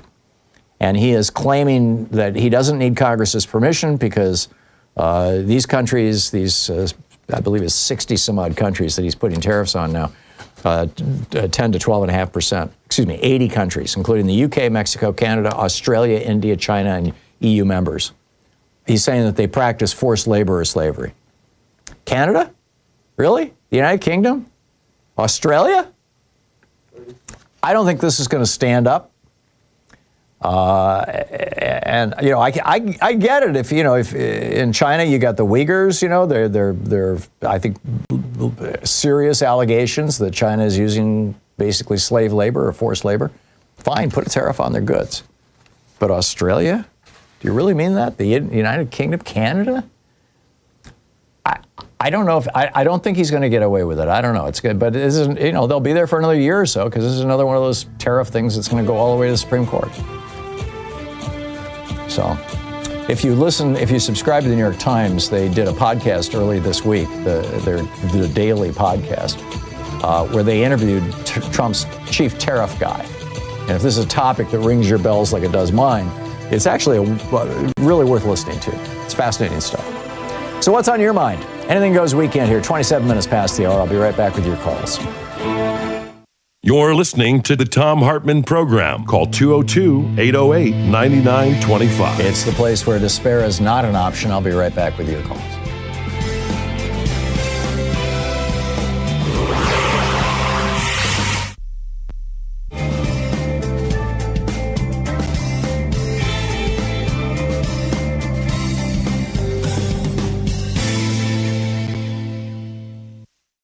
War panics the bond market. Trump ransoms disaster aid for election rules. California kills 148,000 ballots. Tariffs hide behind forced labor. Doctors demand single payer. Capitalism loses believers. Good morning. This is the Commonwealth Report. News for the public, not the powerful. You can follow us at commonwealthreport.news. Is the bond market screaming about Trump's war? The biggest market on earth just flashed a warning red light. The 10-year Treasury yield jumped Thursday to 4.71%, the highest since January of last year. Before Trump's war with Iran started in late February, that yield sat below 4%. Brent crude surged 7% Thursday and touched $100 a barrel. The 30-year Treasury hit 5.18%, the highest since 2007, right before the crash. Traders now put better than 1 in 3 odds on the Federal Reserve raising rates next week under its new chairman, Kevin Warsh. One strategist put it bluntly, quote, yields aren't going down unless oil does. That $30 trillion bond market sets the price of your mortgage, your car loan, and your credit card. 30-year mortgages just hit closer to 7%. Wall Street bets on war. You pay the bill. Why is Trump holding disaster money hostage? 25 states and the District of Columbia sued the Trump administration Thursday in federal court in Rhode Island. Homeland Security announced on July 10th that it'll hold back 20% of the grants states use to guard against terrorism and cyber attacks unless those states rewrite their election rules first. They'd have to switch to paper ballots, hand audit at least 5% of them, and run every voter through a Homeland Security database. States were allocated more than $740 million this year, so at least $148 million gets frozen. The complaint says it plainly, quote, Congress never gave DHS or FEMA authority to rewrite state election law, end quote. The Constitution hands elections to the states, not the president. So Trump's starving them of the money that keeps their people safe until they hand him the keys. Nearly 150,000 Californians just lost their vote. New state data shows 148,000 mail ballots got thrown out in California's June primary, a rate of 1.73%. That's up sharply from 2 years ago. The biggest reason so by far was lateness, more than 93,000 ballots. Another 44,000 died over signatures that didn't match the county's records, and 8,000 more showed up with no signature at all. Tulare County in the Central Valley posted the worst rate for the state. Experts suspect the Postal Service because postmarks now get stamped at processing centers that keep getting consolidated farther and farther away. One researcher said the spike, quote, really does demand the question, why is this happening? Meanwhile, Trump's Justice Department is investigating Los Angeles County for slow counting. Actual mail fraud runs 4 cases per 10 million ballots. The real threat to your vote is a gutted post office. Is forced labor really why Trump wants new tariffs?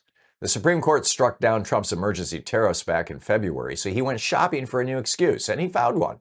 Yesterday, his trade office slapped tariffs on 60 trading partners, 10% on 22 of them and 12.5% on the rest, and declared it's all about stopping goods made with forced labor. The legal average rate is 3.5%. The Progressive Policy Institute figures the bill lands on Americans at $100 billion a year. Congressman Richard Neal wasn't buying it. Quote, "Today's forced labor justification is too convenient to be taken seriously," he said. Brazil, hit with 12.5%, is heading to the World Trade Organization. Forced labor is real and ugly. Using it as a fig leaf for a national sales tax on working families is uglier. Healthcare. Why do we pay the most and get the least? Progressive Democrats held a shadow hearing on Medicare for All Wednesday, led by Pramila Jayapal and Debbie Dingell, because the majority won't hold a real one. Dr. Dajit Singh, who heads Physicians for a National Health Program, told them at least, quote, 35 cents of every healthcare dollar is wasted on insurance administration, not on care, on paperwork and profit. We spend twice what other rich countries spend per person, and 28 million of us still have no coverage at all. A Yale study found single payer would save about 68,000 lives a year and $450 billion. More than half of House Democrats have signed on. Republicans, though, went the other way, cutting Medicaid and letting insurance subsidies expire. We found $37 billion for the Iran war in 5 months. That money's always there when somebody powerful wants it. The question is, who gets it? Americans are falling out of love with capitalism. Trump's whole midterm plan is calling Democrats socialists or communists. Somebody should show him the polling. Fox News finds views of capitalism have collapsed from 30 points positive in 2019 to only 4 points today. Among Republicans, strong support fell from 54 to 41%. 42% of them now say the economy is rigged for the rich, up from 39%. A Wall Street Journal survey found fewer than half of Americans think capitalism is working, down from 60% a decade ago. And only 35% still believe that working harder gets you ahead. 3/4 say billionaires and their big corporations own Washington. That's not a marketing problem. That's tens of millions of people looking at 40 years of Reaganomics and finally naming it out loud. And that's the way it is today, Friday, July 24th, 2026. I'm Thom Hartmann.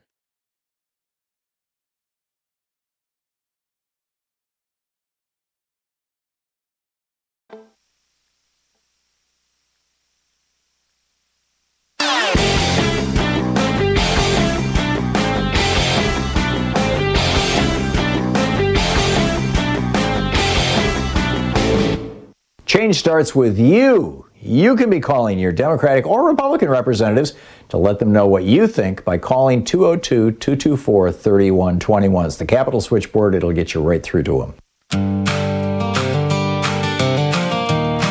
Welcome back. 34 minutes past the hour. So what's on your mind today? Nancy in Mexico, Missouri. Hey, Nancy, what's up?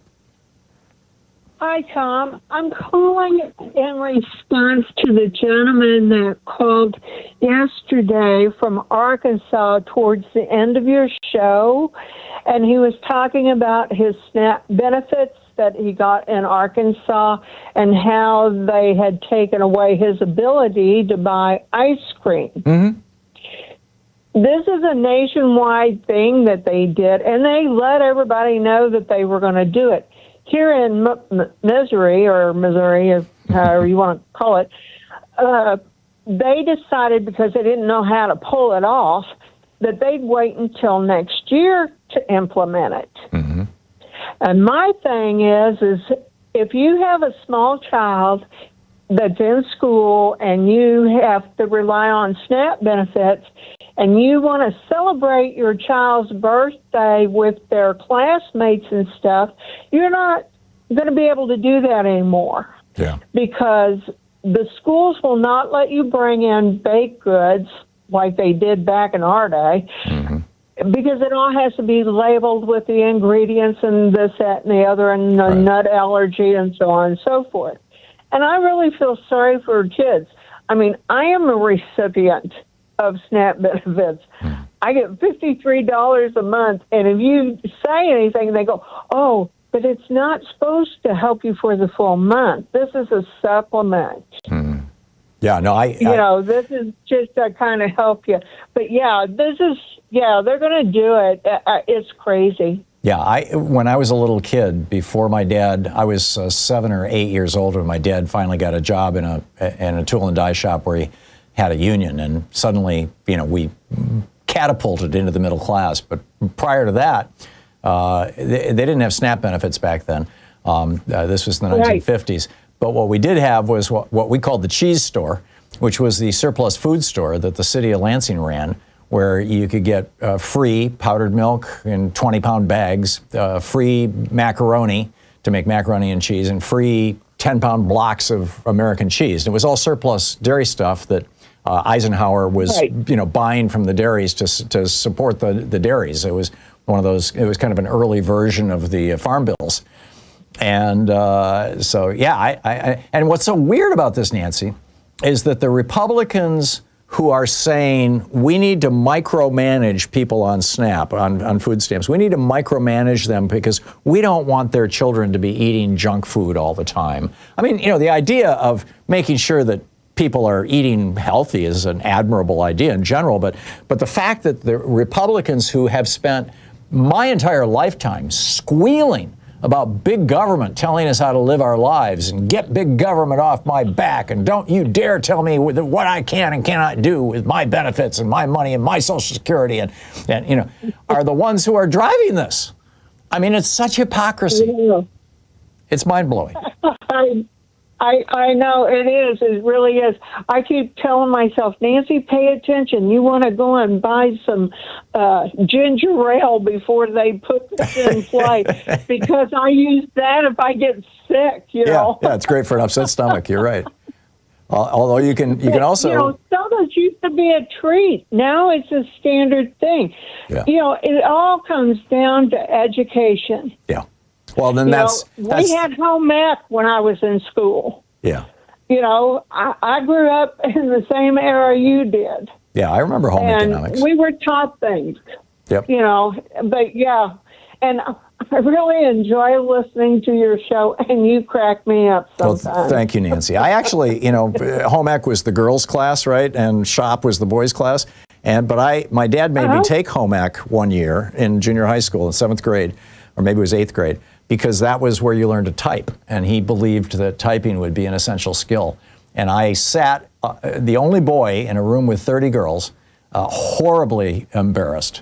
And this must have been 7th grade, like pre-puberty, but I learned to type, and I'm telling you, it was the best skill. It's the single best thing I learned in all of my years in school, in terms of my future career opportunities and quality of life and everything else. So, 3 cheers for home ec. Nancy, I gotta move along, but thank you for the call. It's great to hear from you. Thank you so much, Tom. Thank you, Nancy.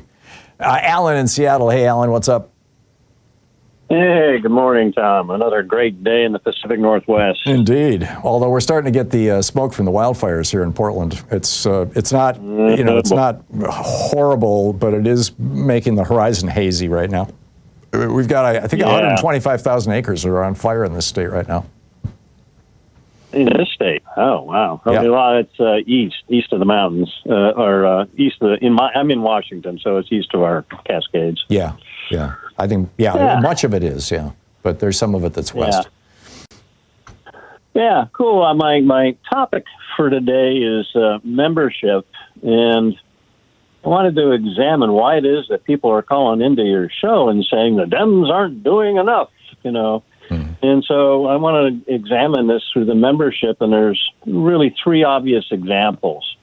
When you join a fraternity or a sorority, you go through hazing and rituals that allow the members of the fraternity or sorority to judge your enthusiasm and your loyalty to the fraternity or sorority. The payoff is you get to join a national organization and, probably get to live in the frat house. Well, in addition to that, there's a long history of literature in the field of psychology about the importance of coming-of-age rituals. And the more challenging those rituals are, the more meaningful they become to a society. And this is like what bar mitzvah and bat mitzvah, it's why it's been around for thousands of years. And I think to a certain extent, these also satisfy that psychological need. Right. Basically, we're echoing the same thing. There's a price to be paid for membership. Yeah, or for adultship in the case that I was mentioning. But yeah, I get your point. Okay, yeah. The next one is unions. You can join a union through a couple of ways, generally through, working enough hours to qualify for membership, or you get taken up in an organizing drive. But as a member, you're going to obey rules, you're going to pay membership dues, you're going to pay percentage dues on your wages. Yep. But in return, there's a return. You get higher wages and benefits and representation with the employer. Yep. Now, myself, I'm a retired union member, and I can say, well, the union sometimes didn't do things it did things I didn't like.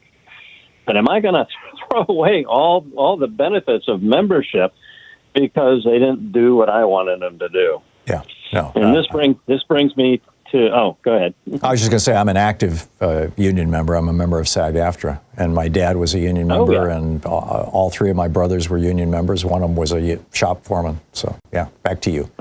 Shop steward. Yeah. Yeah, and, so this brings me to membership in the Democratic Party. Mm-hmm. There doesn't appear, from my perspective, to be any buy-in. There's no need to put skin in the game. You select your party at registration, and boom, you're done. You're a member of the Democratic Party. Now, you'll, of course, have to, get constant mailings asking for money. Not as bad as Trump and his crew, but, it's about the biggest price you pay. There isn't any skin in the game. But on the benefit side of membership, the membership ledger, people are not recognizing the benefits they're living with because long ago, fearless people sacrificed much to give the benefits, which, by the way, you elucidated earlier this week, to the future generations, and I'm going to echo what you say. As you say, get active, tag your it. Yeah. Let's do something other than complain about, the Democrats aren't doing enough. Yeah. My old friend Joe Madison who did a show on Sirius XM on the Urban View channel and passed away a little bit ago. He was famous for his kind of trademark move on his show when callers would call in and complain about the state of the affairs of the world or, what Democrats were doing in particular. Joe would say, okay, I hear your complaint. What are you going to do about it? And right. 9 times out of 10, it would just shut them right down. And 1 time out of 10, they'd say, well, I'm going to show up at the local Democratic Party, or I'm going to, they would have something to say. But it would force people to think like that. And I do that from time to time, partly because it's just the right thing to do to say, and partly to honor the memory of my old buddy Joe. But I get it. Alan, I think, it's a really important point, and people should be showing up at their local Democratic Party, and they should be joining, and they should become precinct committee people, and, put in a couple of hours every month. It's not that big a deal. It's something that you can do. I mean, there are so many opportunities. So, Alan, thank you for the call. That was a great analogy or metaphor or whatever it was. You did a great job. Thank you. We'll be right back. More of your calls here on Anything Goes Weekend. Stick around. You're listening to Thom Hartmann. Visit thomhartmann.com for audio and video archives. It's the place where smart people get their news. We'll be right back with your calls.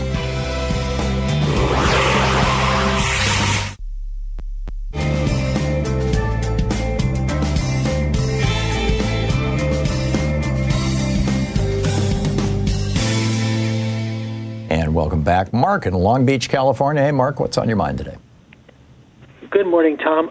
I miss Joe Madison. I'm so glad you mentioned him. Yeah, he's a good man. He was a good man. I hope really Sherry, was. his wife, is doing well, and his kids. I miss him too. Yes. Well, the reason why I called you is because I have not missed 1 second since you've been on the air for almost 2 hours. And I got scared, Tom, about something you said, and I went on the internet. and please tell me if you think this is good news. It says, the Justice Department has lost all 16 federal court decisions 17. so far in its effort to obtain state voter rolls containing addresses, birth dates. That's true. It's 17 cases now, though, not 16. But yes, you're right. Okay, 7 of the 15, well, you just gave a number, who ruled against DOJ were appointed by Trump. Yep. And listen to this. Republican officials in Idaho, Kentucky, Utah, and West Virginia have joined the Democrats. Yep. And it says that judges have ruled that states not you know what I'm trying to say. Not cooperating, not going along with the program, yeah. Yes. So, I found it. Yeah. Yeah. So that is good news then, isn't it? It, generally speaking, is good news, Mark, and I think it's one of the reasons why Trump is now saying, well, if you don't do what we want, we're just going to withhold FEMA money, because we can withhold FEMA money on a discretionary basis. And there's not, I don't know whether there's an effective legal challenge to that or not. I know it's being, there's a lawsuit. There are multiple lawsuits, and it is being challenged. But whether that discretionary power of FEMA money, we're talking billions of dollars. Right. So the states will be hurt. So you knew that Trump has lost every time on that federal judge has said you do not have to give your voting rolls to DOJ. So you were aware of that then, huh? Not just aware of it. I think it was in our newscast either today or yesterday. Or maybe it was in. I also do a newscast every morning for rawamerica.com, and it might have been in that newscast. But I read it into a camera this morning, so yeah, I'm aware of it. Oh, okay. Tom, I want to wish you a very happy weekend, and I want to say one sentence to you. I know it's probably never going to happen, but I'm 74. I wish one day I ever could see you in a restaurant and you were in line ready to pay your bill so that I could pay the bill and sit down and talk to you for 10 or 15 minutes. Well, and even though I'm a moderate Democrat, I agree with you 80% of the time. You are such a good person, and I just want to tell you, thank you for excusing me not being 100% liberal, but I'm 80%. That's okay, Mark. It's like, I'm there are even some Republicans out there who still believe in democracy. A lot of these Lincoln Project people, they still think Social Security is socialism, but they want democracy, and so I'm okay with them too. I mean, these issues, these smaller issues, need not divide us. And Mark, thank you for your kind words, and hopefully one of these days we'll see each other face to face. So thank you for the call. Okay, take care. Good talking to you. 49 minutes past the hour. I'll be back with more of your calls in just a minute. Stick around.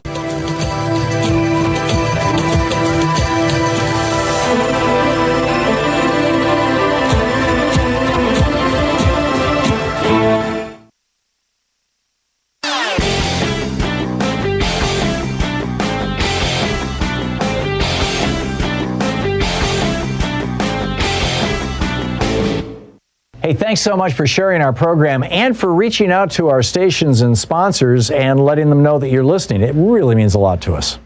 So what do we call the really, really mind-bogglingly rich? At the founding of the Republic, they were referred to as speculators or moneyed interest or aristocrats. In the years leading up to the Civil War, we called them the cotton lords and the plantation aristocracy. In the late 19th century, they were the robber barons. In the 1930s, FDR called them the economic royalists. But since the Reagan Revolution, we've just called them billionaires. And now, some of them want to call themselves tech bros. Like, that's kind of a good thing, like tech is positive and bros, like Mark Zuckerberg saying we need more masculine energy in American business culture. So we need a new phrase. I would like to suggest the morbidly rich. Morbidly suggests unhealthy. And the vast riches that some of these people have is unhealthy to our democracy, particularly since 5 Republicans on the Supreme Court said that morbidly rich people can buy politicians. And it's unhealthy for them, too. So morbidly rich. There's an op-ed over at HartmannReport.com all about it. Check it out.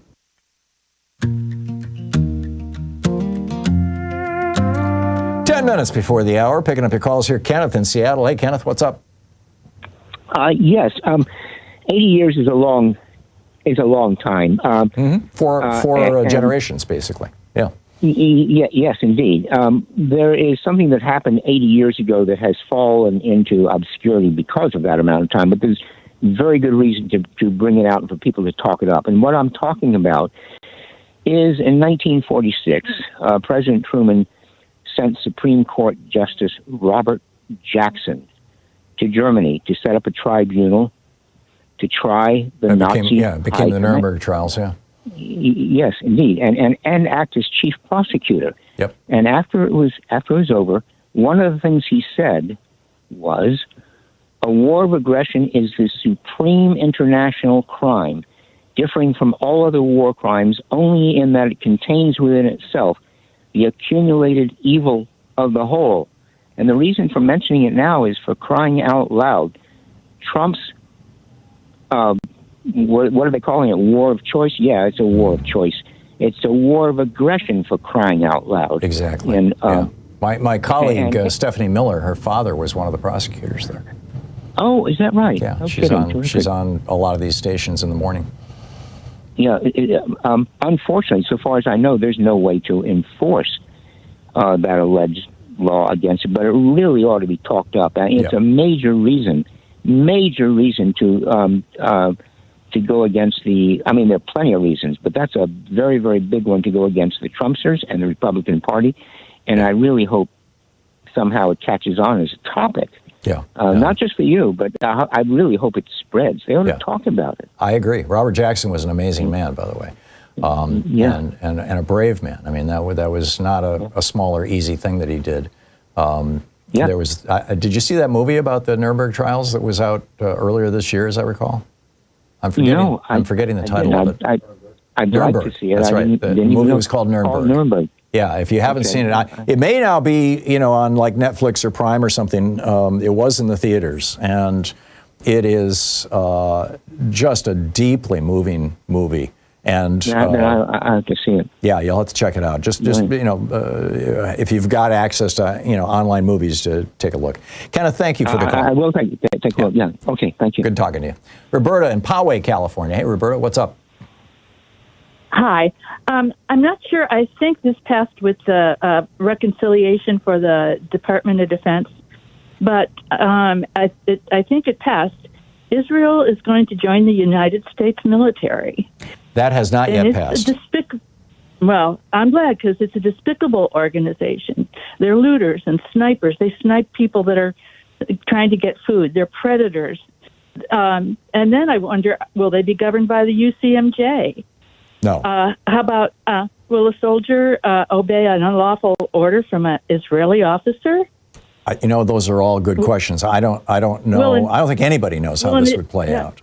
Will an Israeli officer obey an order from a senior U.S. officer? Yeah. Will the taxpayers pay their retirement? Yeah, I think this is this is like Provision 240 or something like that in the it is NDAA. In the 200s. Yeah.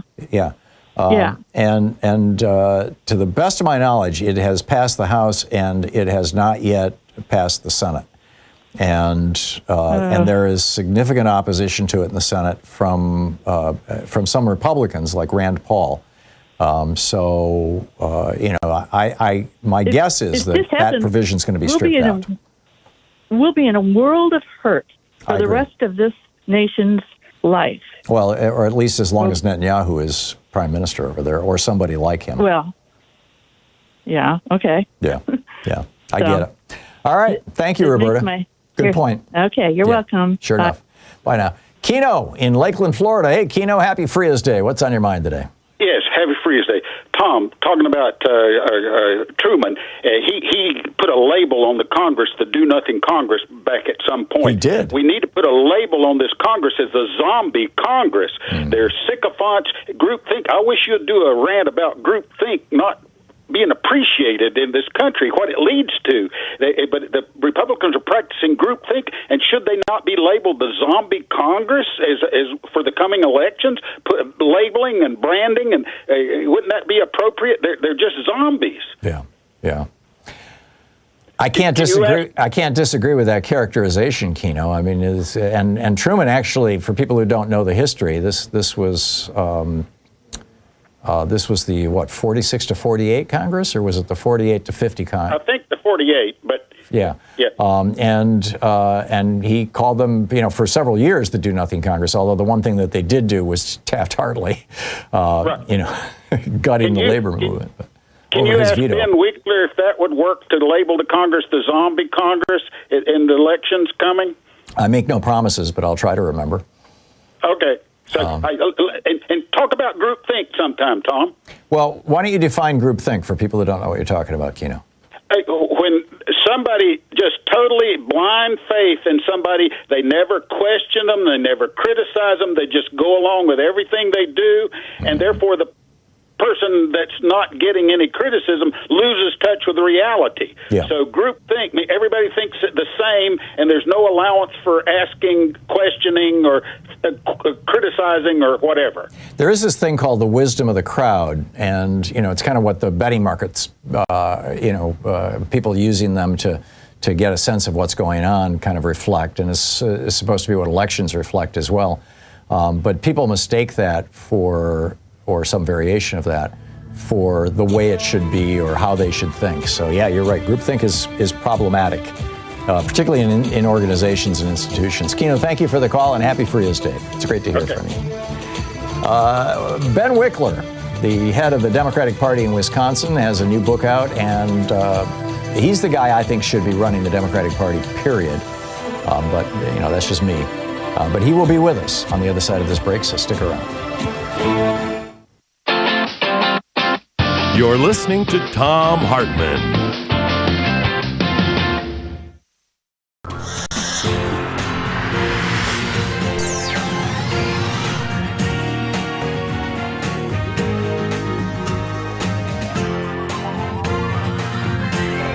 We say fight back!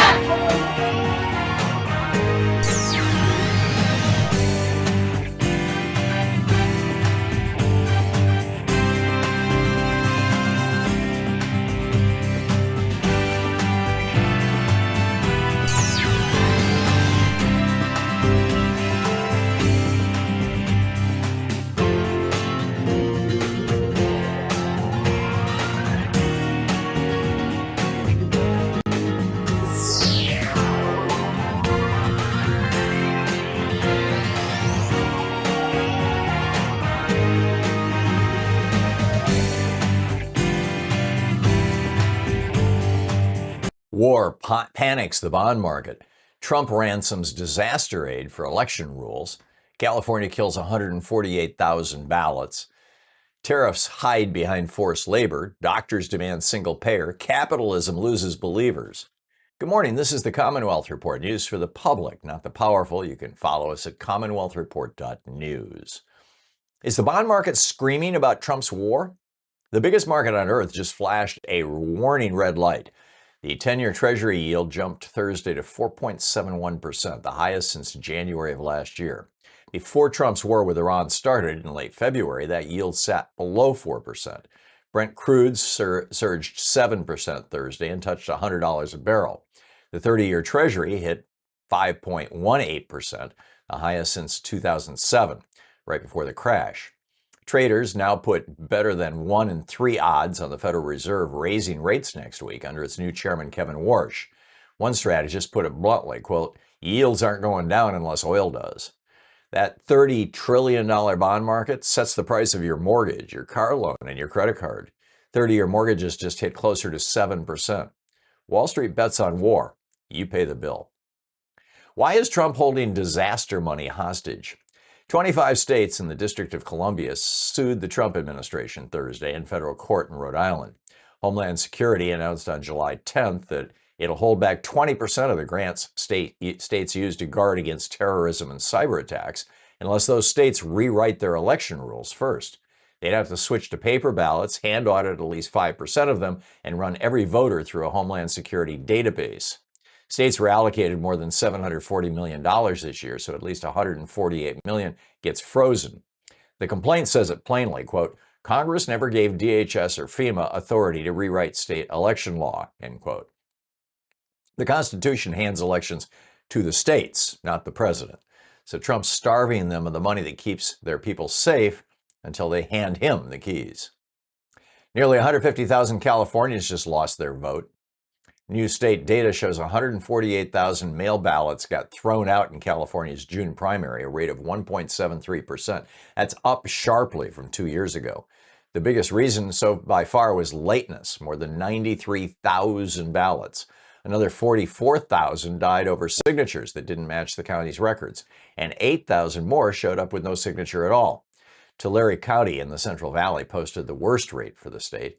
Experts suspect the Postal Service because postmarks now get stamped at processing centers that keep getting consolidated farther and farther away.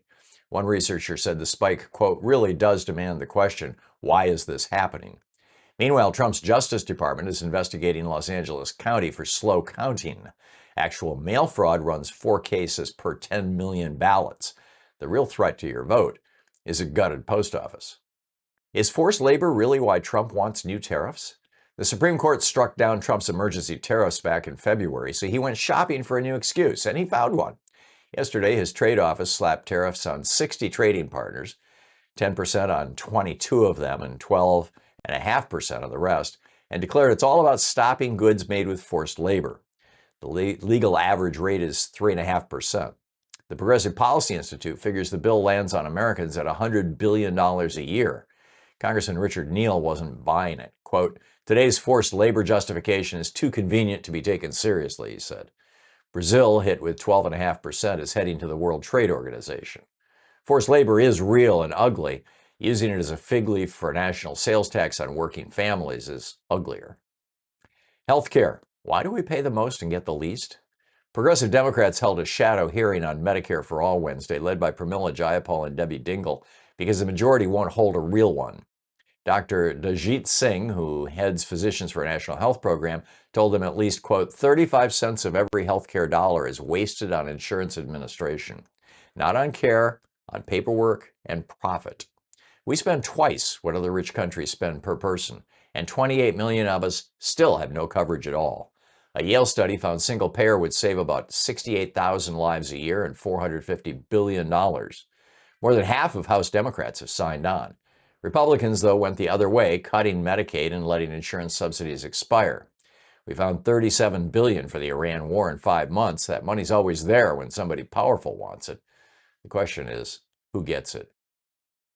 Americans are falling out of love with capitalism. Trump's whole midterm plan is calling Democrats socialists or communists. Somebody should show him the polling. Fox News finds views of capitalism have collapsed from 30 points positive in 2019 to only 4 points today. Among Republicans, strong support fell from 54 to 41%. 42% of them now say the economy is rigged for the rich, up from 39%. A Wall Street Journal survey found fewer than half of Americans think capitalism is working, down from 60% a decade ago. And only 35% still believe that working harder gets you ahead. 3/4 say billionaires and their big corporations own Washington. That's not a marketing problem. That's tens of millions of people looking at 40 years of Reaganomics and finally naming it out loud. And that's the way it is today, Friday, July 24th, 2026. I'm Thom Hartmann.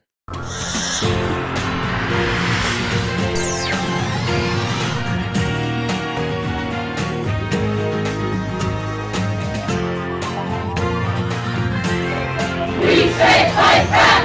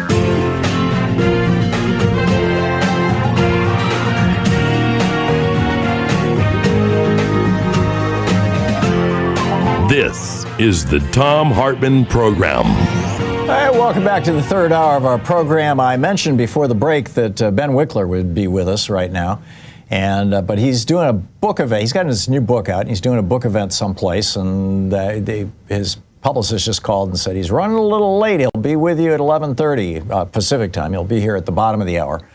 So I'm going to pick up your calls here for the next half hour, and then after that, the final half hour of the program, Internet God's willing and all that sort of thing, I want to do a deep dive with Ben into how do we reform and the Democratic Party and win some damn elections. So let's pick up some phone calls. Steve in Oak Lawn, Illinois. Hey, Steve, what's on your mind? Steve, you are on the air. Yeah, this is Steve from Oak Lawn. Yep. I wanted to talk about what the Democrats should be doing. They should be taking their case to the people by saying that what they're going to do. Mm-hmm.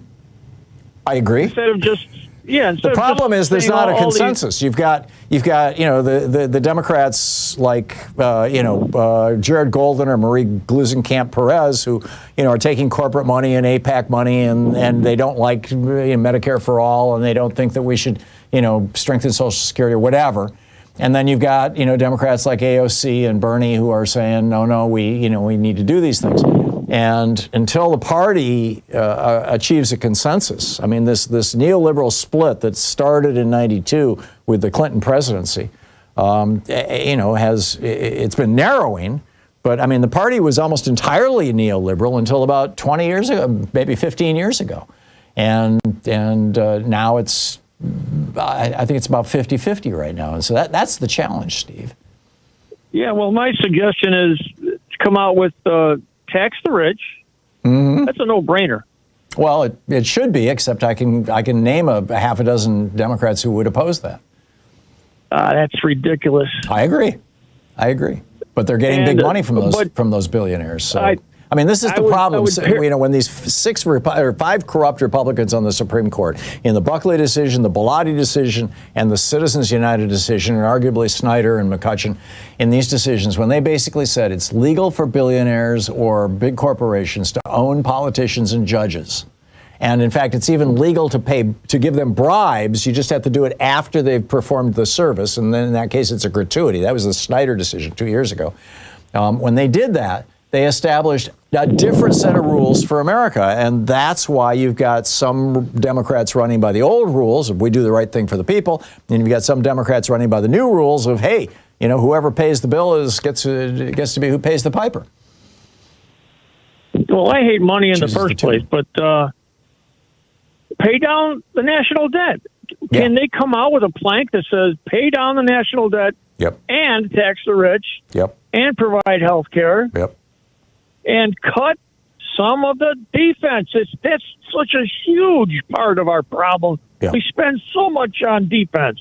Yeah, it's crazy. It's crazy. Now, what we're when Japan started to get their economic engine going after the World War II and Germany too, they weren't allowed to spend anything on defense, so they had all their efforts into the economy.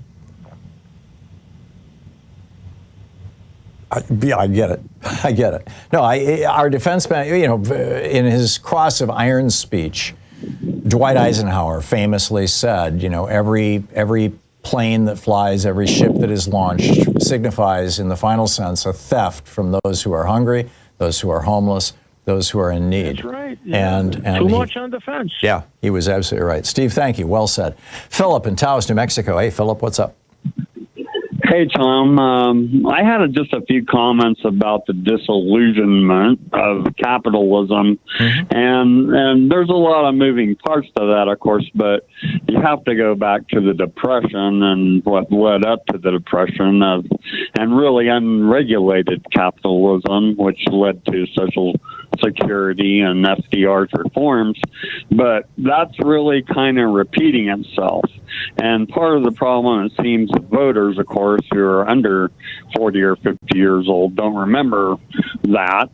And never studied it in school either. of the Cold War, right? And if you didn't take political science classes, then you may not have ever learned that. But it seems like it's repeating now and coming full circle back to the Democratic Socialist platform, as you mentioned, Medicare for All and some other things they stand for.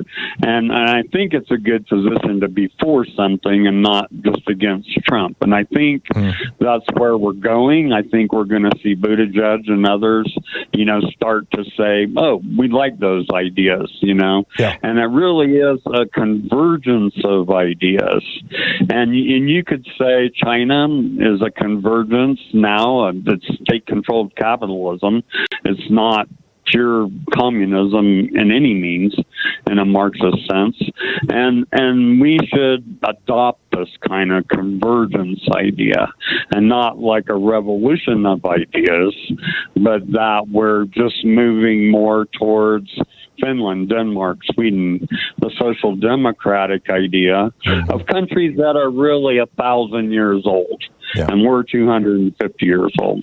And so we're just, in my opinion, catching up to Denmark, Sweden, and Finland. And we're going to get there. And I think AOC and Bernie are on the right track. Yeah, but I'd love to see AOC in the White House.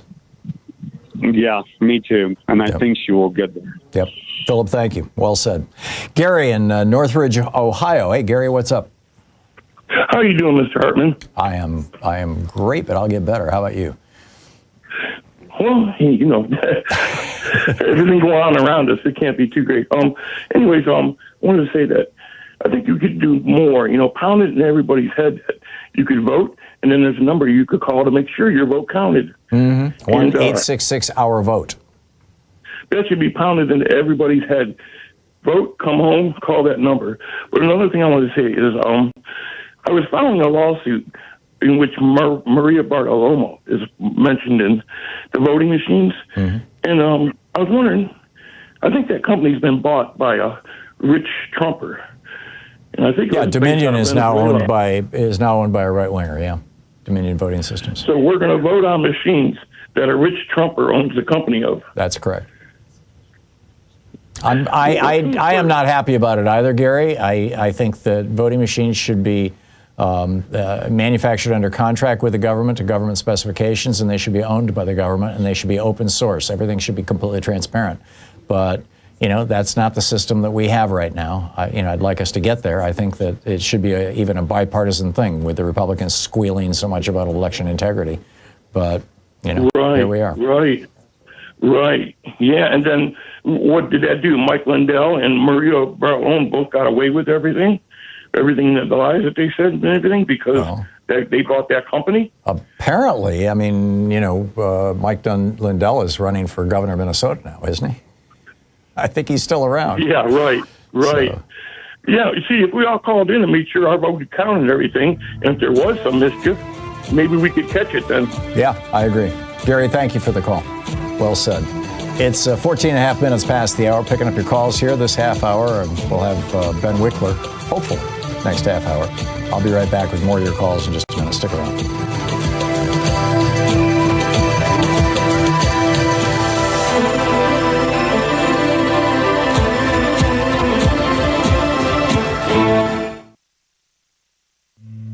This is the Thom Hartmann Program.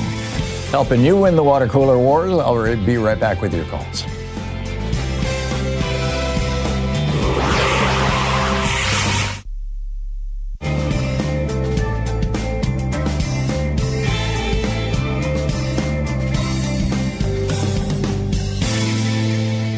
And welcome back. RJ in Greenville, Michigan. Hey, RJ, what's up? Hi, Tom. Hey. I have just a short comment, and I have a possible idea that I'd like you to hear. I believe that the corruption of the Democratic Party has directly led to the rise of fascism. And until we rid our party of that corruption, nothing will change. Now, we need a unifying force and common ground if we want to win. And what better way to do that than to make this an us versus them issue? Now, corruption is the number one issue that we can all agree on, Republican, Democrat, Independent. The vast majority in this country believe that our government is corrupt and self-serving. We need to end all outside money from our elections and publicly fund them. What if we start a movement to force our Democratic representatives to sign a pledge to support and sign legislation to that effect? This pledge can be used in multiple ways. And it harkens back to the suffrage days. Okay. First, it can be used as a rallying cry and a platform for candidates. I took the pledge. Second, it can be used as a leveraging point for any congressman on the fence. There is a pledge like that, RJ, that you have to take. That you have to take when you join the Congressional Progressive Caucus. Right. Exactly. It already exists. Okay? Let people know this. Yeah. Third, we can eliminate anyone who opposes that pledge or refuses to sign. Yeah, here's the problem. Don't sign it? Fine. We'll primary you. You have 200 and some odd Democrats in the House and Senate, and only 100 are in the Congressional Progressive Caucus. In other words, only about a half of the elected Democrats in Washington, D.C. are doing what you and I are talking about. And I'm all in favor of pressuring the rest of them to do more. And I think that your idea has merit, but it's going to be an uphill climb. RJ, thanks for the call. James in Hollywood. Hey, James, what's up? Good morning, Professor.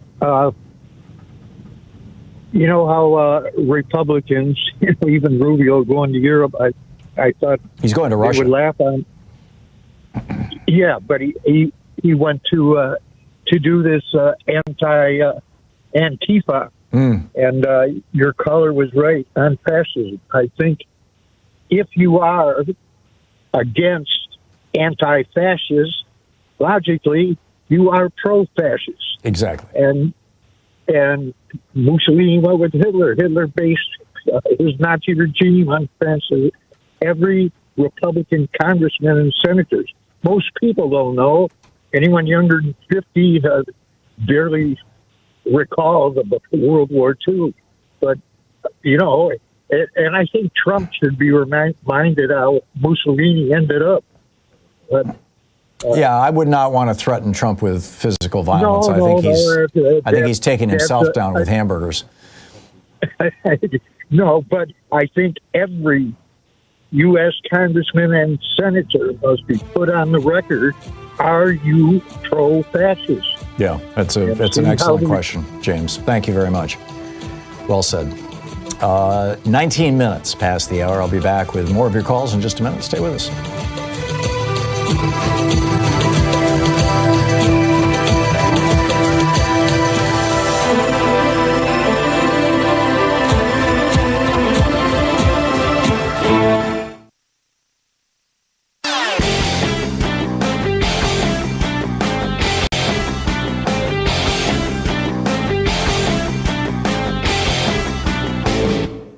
Tired of spin and billionaire-backed news? The Commonwealth Report delivers truth with backbone. News for the public, not the powerful. Twice daily, no fluff, no fear. Go to commonwealthreport.news and subscribe now. Democracy belongs to you.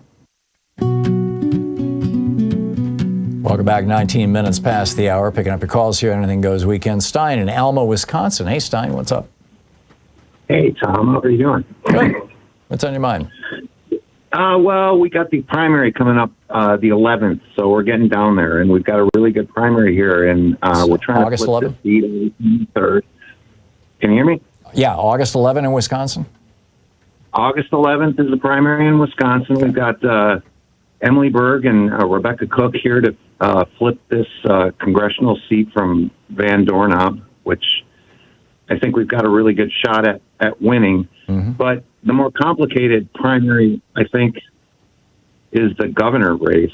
And I don't know how close you're following it or whatever. I have not been following it at all, Stein. Sorry. Well, I'm going to say that in my research, I'm going to put a shout out for Crowley. So there's a woman in Madison Her name is Hong, and she's kind of affiliated herself with the DSA and gotten a little bit of external money, and she's probably kind of the front runner. But I think she's really vulnerable. The negative ads. So it's Tiffany is going to be the Republican, and he's already got, I guess, $3 million in his war chest. Wow. And we've got 5 Democrats running that are not raising that much money. They're all in the 200 to 350,000. I think she's got the most. This is the gubernatorial primary we're talking about. Gubernatorial, yeah. We're Tony Evers is not running, so it's kind of wide open. And we've got a big choice to make as Democrats of who we're going to put up against this guy.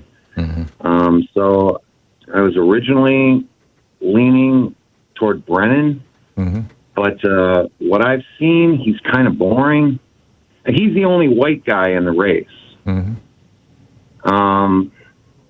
So he's maybe Stein. I'm sorry, I don't, and this is probably true of most people who don't live in Wisconsin, have not been following Wisconsin politics closely, so I can't speak to it. But thanks for bringing us up to date on what's going on there. It's good information to have. Thank you.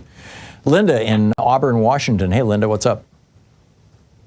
Hi. I just wanted to let you know and your listeners know that your listeners and you are on the broad path leading to destruction and the narrow path leading to life. You will find out about it in the Bible. And there are a lot of things in the Bible that are consistent with progressive values, but in some places you're off, and that's the broad path leading to destruction. Okay, well, thank you for the warning, Linda. Michelle in Skamania, Washington. Hey, Michelle, what's on your mind today? Hey, Marie Glusenkamp Perez. Okay, yes. I voted for her. Well, I'm she's going to be your only choice. I mean, you've got top 2 primaries, and it looks like she and the Republican are going to be the only 2 people on the ballot, and she doesn't have a serious progressive challenger, so she's probably going to stick around. There is a guy, and his name is Brent Henrich. He is a progressive. No, I know that. Against her. I mean, this is right across the river from me, but look at the polling. I mean, I don't think he has a chance to be in the top 2. And it's sad. Yeah, I agree. Everything he stands for is what we all want. Universal health care is his very first thing. Standing up to the Trump administration, education, unions, all of that. I just wish there was a way that, we could get her out of there. Yeah. Well, it's gonna take some serious. It's not going to happen in this cycle. I don't think. I'm horrified by the way that she's been voting. Whenever she posts on Facebook, she just gets taken apart by people. But it's like if it's a choice between her or a Republican, I'd vote for her.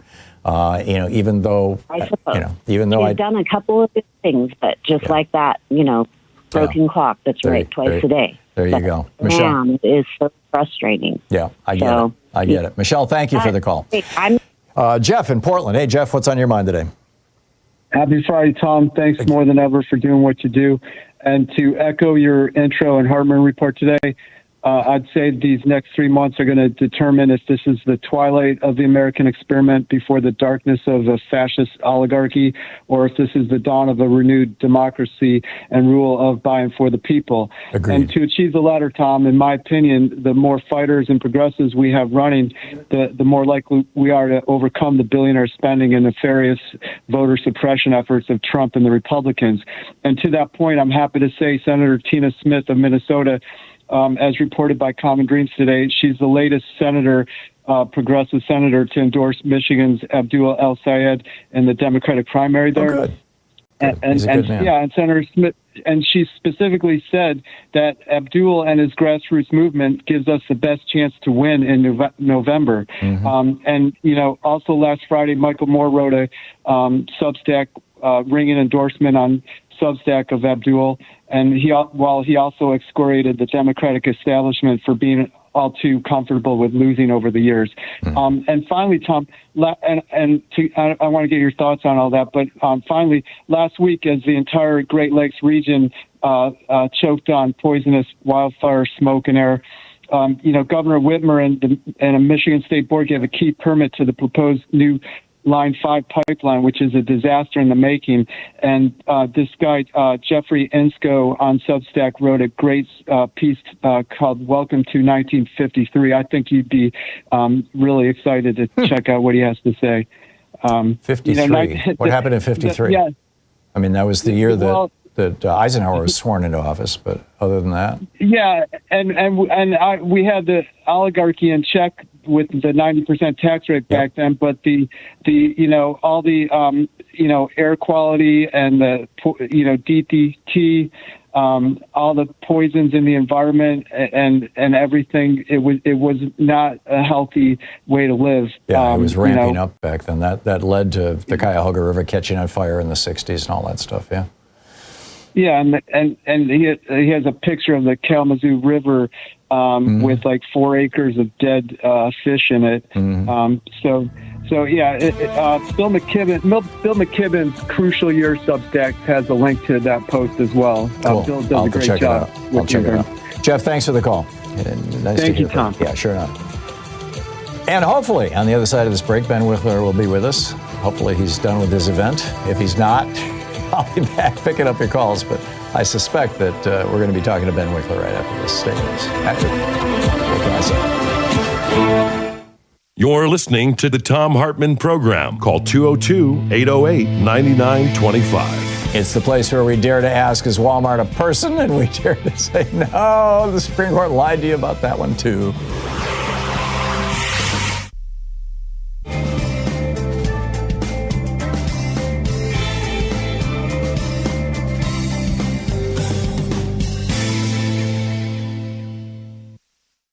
War panics the bond market. Trump ransoms disaster aid for election rules. California kills 148,000 ballots. Tariffs hide behind forced labor. Doctors demand single payer. Capitalism loses believers. Good morning. This is the Commonwealth Report. News for the public, not the powerful. You can follow us at commonwealthreport.news. Is the bond market screaming about Trump's war? The biggest market on earth just flashed a warning red light. The 10-year Treasury yield jumped Thursday to 4.71%, the highest since January of last year. Before Trump's war with Iran started in late February, that yield sat below 4%. Brent crude surged 7% Thursday and touched $100 a barrel. The 30-year Treasury hit 5.18%, the highest since 2007, right before the crash. Traders now put better than 1 in 3 odds on the Federal Reserve raising rates next week under its new chairman, Kevin Warsh. One strategist put it bluntly, quote, yields aren't going down unless oil does.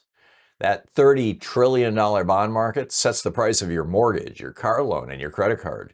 30-year mortgages just hit closer to 7%. Wall Street bets on war. You pay the bill. Why is Trump holding disaster money hostage?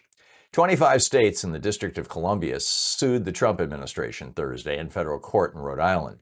Homeland Security announced on July 10th that it'll hold back 20% of the grants states use to guard against terrorism and cyber attacks unless those states rewrite their election rules first. They'd have to switch to paper ballots, hand audit at least 5% of them, and run every voter through a Homeland Security database. States were allocated more than $740 million this year, so at least $148 million gets frozen. The complaint says it plainly, quote, Congress never gave DHS or FEMA authority to rewrite state election law, end quote. The Constitution hands elections to the states, not the president. So Trump's starving them of the money that keeps their people safe until they hand him the keys. Nearly 150,000 Californians just lost their vote. New state data shows 148,000 mail ballots got thrown out in California's June primary, a rate of 1.73%. That's up sharply from 2 years ago. The biggest reason so by far was lateness, more than 93,000 ballots. Another 44,000 died over signatures that didn't match the county's records, and 8,000 more showed up with no signature at all. Tulare County in the Central Valley posted the worst rate for the state. Experts suspect the Postal Service because postmarks now get stamped at processing centers that keep getting consolidated farther and farther away. One researcher said the spike, quote, really does demand the question, why is this happening? Meanwhile, Trump's Justice Department is investigating Los Angeles County for slow counting. Actual mail fraud runs 4 cases per 10 million ballots. The real threat to your vote is a gutted post office. Is forced labor really why Trump wants new tariffs? The Supreme Court struck down Trump's emergency tariffs back in February, so he went shopping for a new excuse, and he found one. Yesterday, his trade office slapped tariffs on 60 trading partners, 10% on 22 of them and 12.5% on the rest, and declared it's all about stopping goods made with forced labor. The legal average rate is 3.5%. The Progressive Policy Institute figures the bill lands on Americans at $100 billion a year. Congressman Richard Neal wasn't buying it. Quote, "Today's forced labor justification is too convenient to be taken seriously," he said. Brazil, hit with 12.5%, is heading to the World Trade Organization. Forced labor is real and ugly. Using it as a fig leaf for a national sales tax on working families is uglier. Healthcare. Why do we pay the most and get the least? Progressive Democrats held a shadow hearing on Medicare for All Wednesday, led by Pramila Jayapal and Debbie Dingell, because the majority won't hold a real one. Dr. Dajit Singh, who heads Physicians for a National Health Program, told them at least, quote, 35 cents of every healthcare dollar is wasted on insurance administration, not on care, on paperwork, and profit. We spend twice what other rich countries spend per person, and 28 million of us still have no coverage at all. A Yale study found single payer would save about 68,000 lives a year and $450 billion. More than half of House Democrats have signed on. Republicans, though, went the other way, cutting Medicaid and letting insurance subsidies expire. We found $37 billion for the Iran war in 5 months. That money's always there when somebody powerful wants it. The question is, who gets it? Americans are falling out of love with capitalism. Trump's whole midterm plan is calling Democrats socialists or communists. Somebody should show him the polling. Fox News finds views of capitalism have collapsed from 30 points positive in 2019 to only 4 points today. Among Republicans, strong support fell from 54 to 41%. 42% of them now say the economy is rigged for the rich, up from 39%. A Wall Street Journal survey found fewer than half of Americans think capitalism is working, down from 60% a decade ago. And only 35% still believe that working harder gets you ahead. 3/4 say billionaires and their big corporations own Washington. That's not a marketing problem. That's tens of millions of people looking at 40 years of Reaganomics and finally naming it out loud. And that's the way it is today, Friday, July 24th, 2026. I'm Thom Hartmann.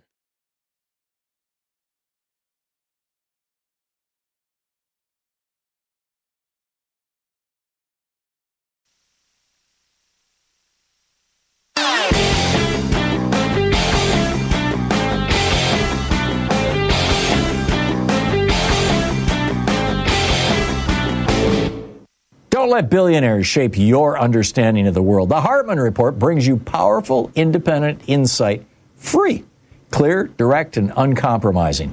Go to hartmannreport.com now and get the facts you deserve.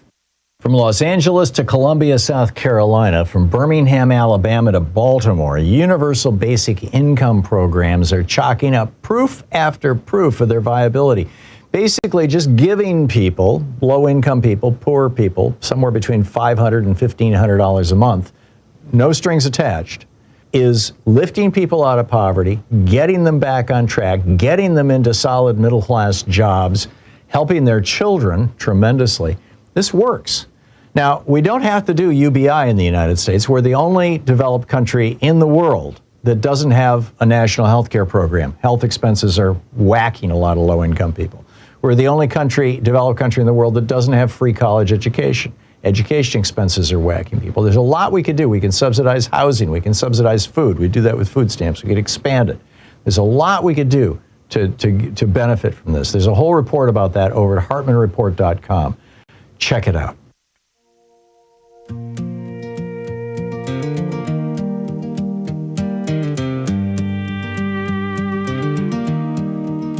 Was quiet as a prayer. Welcome back. 35 minutes past the hour. No Ben yet, right?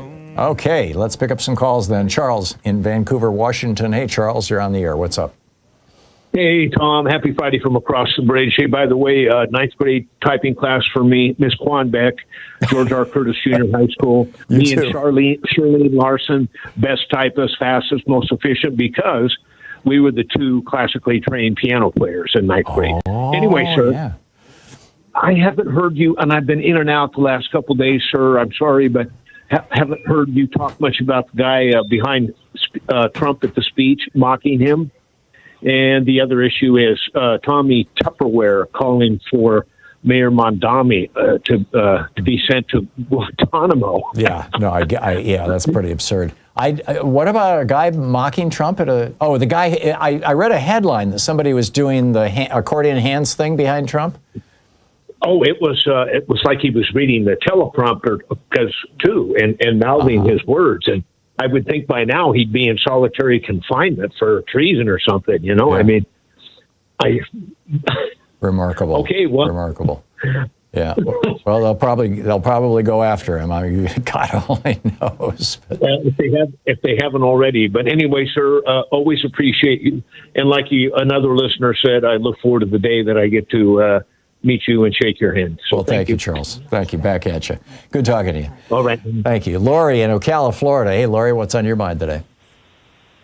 Hey, Tom, just listening to you talking earlier, I wasn't aware of the 160,000 ballots that were kept off of the voting tablet in California, but that to me speaks volumes for election integrity. Yeah, and I think Democrats need to jump on this.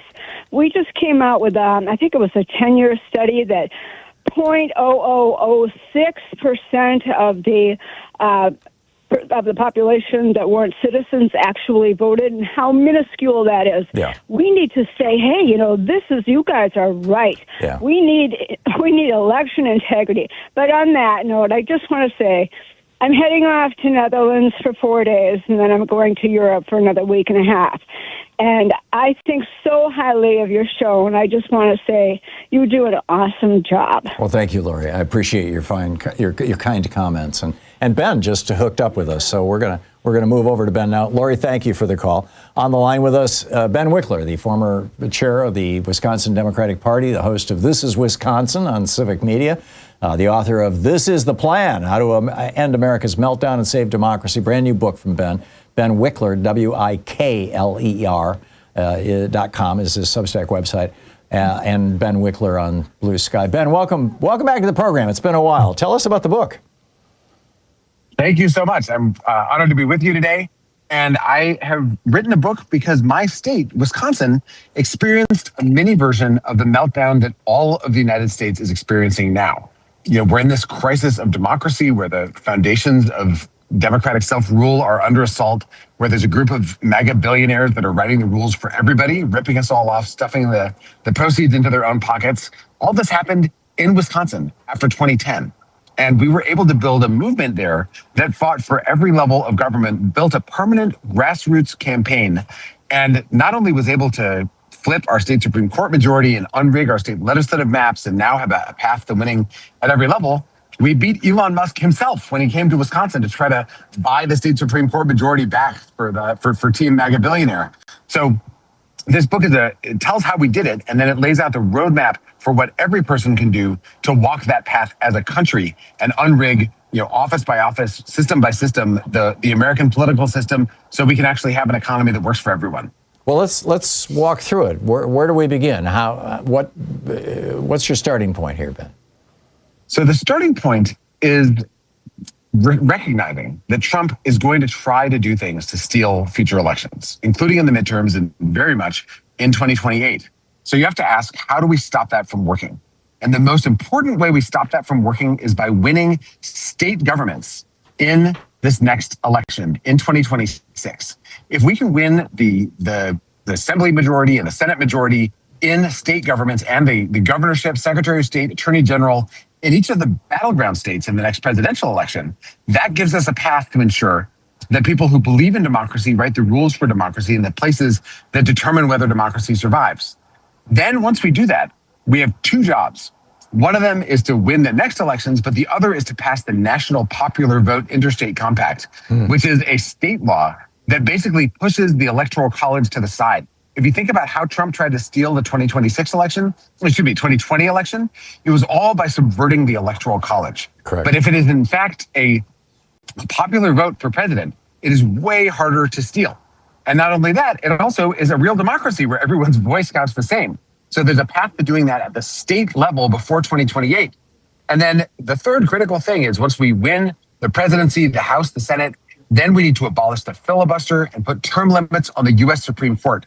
So we can actually have a Supreme Court that reads the Constitution. We can get money out of politics. We can pass laws to end gerrymandering across the country. And it won't all be snatched away by the same people who gutted the Voting Rights Act and overturned Roe versus Wade. Yeah, I'm with you. And impose a code of ethics, too. Absolutely. So what role, in your mind, does the Democratic Party play in this? And what role do us individual voters play in this? Obviously, we need to be paying more closer attention to our local races. So the book is addressed to each of us, to each person, every one of your listeners who feels like this country is spinning out of control and is trying to figure out what they can do to make the biggest difference. And the core prescription for each person is to work both where they are and where elections are closest, especially on the elections that don't get much public attention, but have tiny margins and huge consequences. I talk in the book about a North Carolina State Supreme Court race that was won by 401 votes by a MAGA candidate. And that MAGA candidate then rigged North Carolina's congressional maps, which represent the national majority today, which is, it's infuriating to think that an audience, a tiny minuscule fraction of the size of your audience for this show could have flipped that North Carolina State Supreme Court race and prevented the Republican House majority now. So I pinpoint where those races are, the tactics that make the biggest difference. And when it comes to the Democratic Party, for all the frustrations that people have with the Democratic Party, and having run the state Democratic Party in my state, I've not only heard about them, I've experienced those frustrations. It's also the case that the party can be a vehicle for the kind of grassroots year-round organizing that can create the possibility of change. That's been our model in Wisconsin. I advocate for it everywhere. Neighbor to neighbor, friend to friend on a year-round basis, not just when you're asking for someone for their vote, but also when you're asking someone for their opinion so that you can actually figure out what to focus on that will earn their support for the long term. That kind of organizing is something that all of us can participate in. And there's a lot of different ways to do it. You can do it through unions, through grassroots and independent groups. The Democratic Party is everywhere. And so it has this virtue of being a place where anyone in the United States can get involved in their local party and turn it into the kind of grassroots organizing machine that we need to build at every level of government. So I'm not saying that the party's perfect by any means. I'm saying that if you are trying to make a difference, it's one of the places where you can have a big impact. And I lay out exactly how you can do that. Right, and get inside the party. I mean, how is this different from Howard Dean's 50-state strategy? Well, it's directly inspired by it. I argue that at this point, we need not a 50-state strategy, but 50 state strategies. In each state, there are different laws, there are different offices. There are some states, like to go back to North Carolina, there's no way there, because the maps are so rigged, there's no way Democrats win a majority in both legislative chambers, but they can stop a Republican supermajority. And if they do that, then their Democratic governor can veto bad Republican laws. In other states, let's say Georgia, Republicans control every lever of power in the state government right now. But if Keisha Lance Bottoms wins the governor's race, she can veto Republican attempts to gerrymander that state in this next election cycle. And even in the reddest and bluest places, there are moves that you can make that can have an impact, not just where you live, but also on the fabric of American democracy more broadly. I compare politics to 7-dimensional chess, like 7 chessboards, where you're making moves at all of them at once. They all affect the rules on the other chessboards. It can be dismally complex, but if you find a group of people that puts in a few hours a month on making a difference in the places where elections are closest and right where you live, we can actually move mountains. That's how we've done it before. Throughout our history, we've changed the way our government works. It's time to do that again, because right now what we've got is not working for most people. Yeah, I absolutely agree with that. Can you stick around with us for a little bit? Absolutely. Okay, great. We're talking with Ben Wikler. He is the host of This is Wisconsin on Civic Media, the former head of the Democratic Party in the state of Wisconsin. And he's got a new book out. It's called This is the Plan, How to End America's Meltdown and Save Democracy. We'll be back with Ben in less than a minute here, about 20, 30 seconds here. Stick around. We'll be right back. 45 minutes past the hour.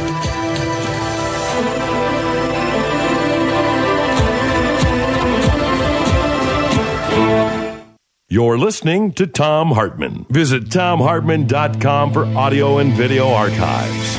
We'll be right back with Ben Wikler, the former Dems party chair.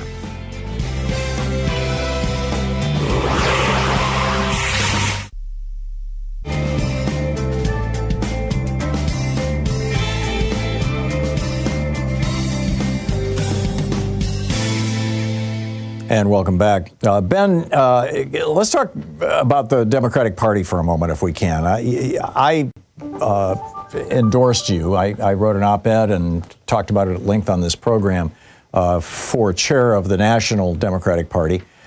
Ken Martin ended up being the guy, and he's the first actually chair of the Democratic Party who has not come on this program regularly. He's never come on the program at all. I think a lot of Democrats are a little disheartened by the direction the party's been taking. I'm not asking you to critique or criticize him or the party, but what's going on with the Democratic Party right now? Well, I read in the book that when people use the phrase the Democratic Party, they often mean two different things. And you and your audience are well versed in the distinction. There's the blob of every elected official, the leaders in the legislative chambers, the pundits, the consultant class, the campaigns all across the country at every level, the voters themselves, the commenters on internet forums. When people say the Democrats should do this, the Democrats should do that, they're usually referring to that blob that doesn't actually have one person who's the leader unless there's a president. And on the Republican side, Donald Trump looms over the entire Republican machine. Every aspect of it ultimately kind of flows from the way that he does business. On the Democratic side, right now, there are 1,000 different leaders who often have very different ideas about all these different things. And it can be very frustrating if you want Democrats to fight harder and more effectively and stand up and stop the authoritarian kleptocrat oligarch rampage that is making everything unaffordable for all of us in this country. It feels like you want some people leading the charge.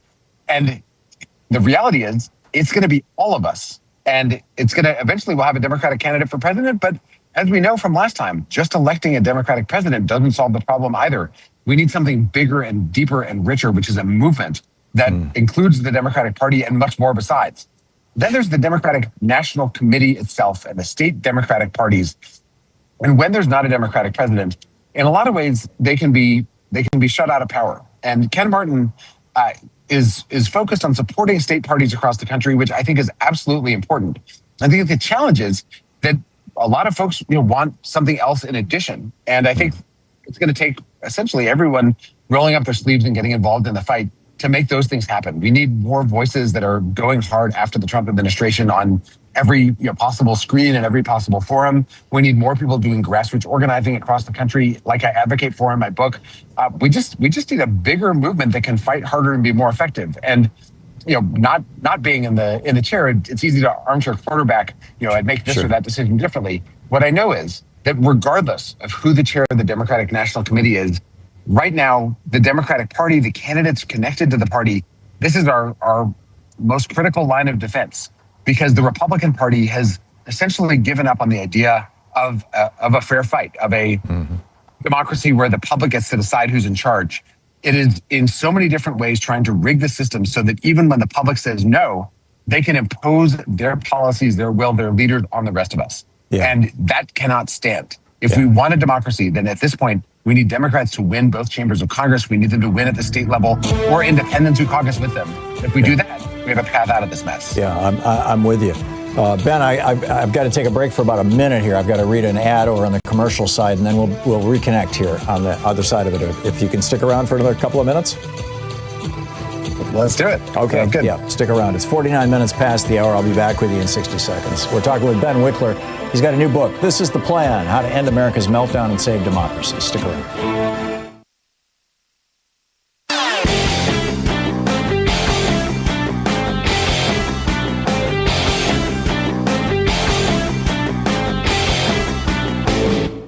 Hey, thanks so much for sharing our program and for reaching out to our stations and sponsors and letting them know that you're listening. It really means a lot to us.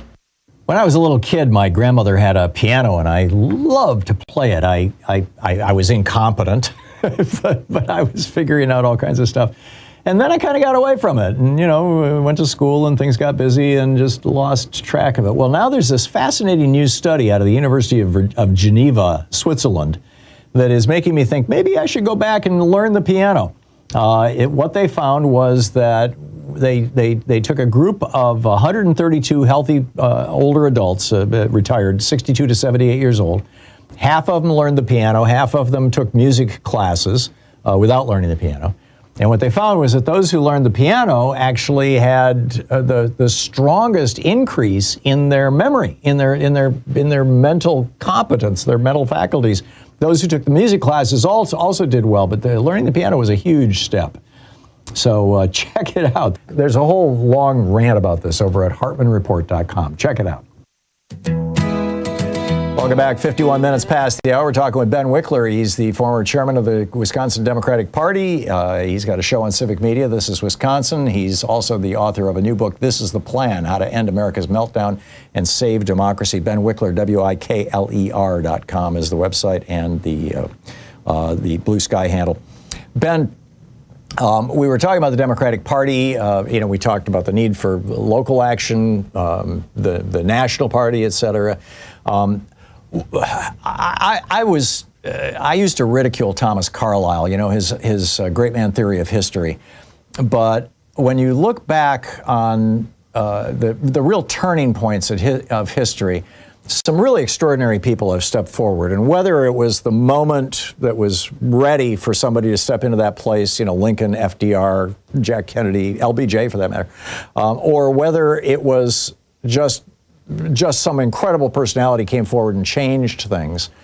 I think that Carlyle might have been onto something. Donald Trump has certainly changed America. Bernie Sanders has certainly changed America. And both of them, I think, in ways that would not have happened were they not there. Who are the change agents that you see right now? Who are, particularly on our side, who are you looking to? And I'd love to get your thoughts on just that whole argument about whether or not Carlyle was right.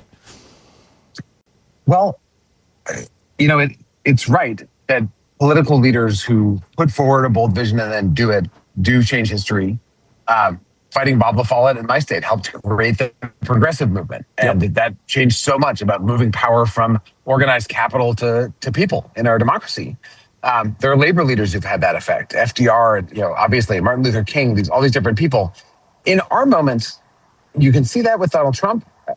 I think that we are at the beginning of the emergence of the next group of leaders. But at this moment, it's actually the regular people who are the most important change agents.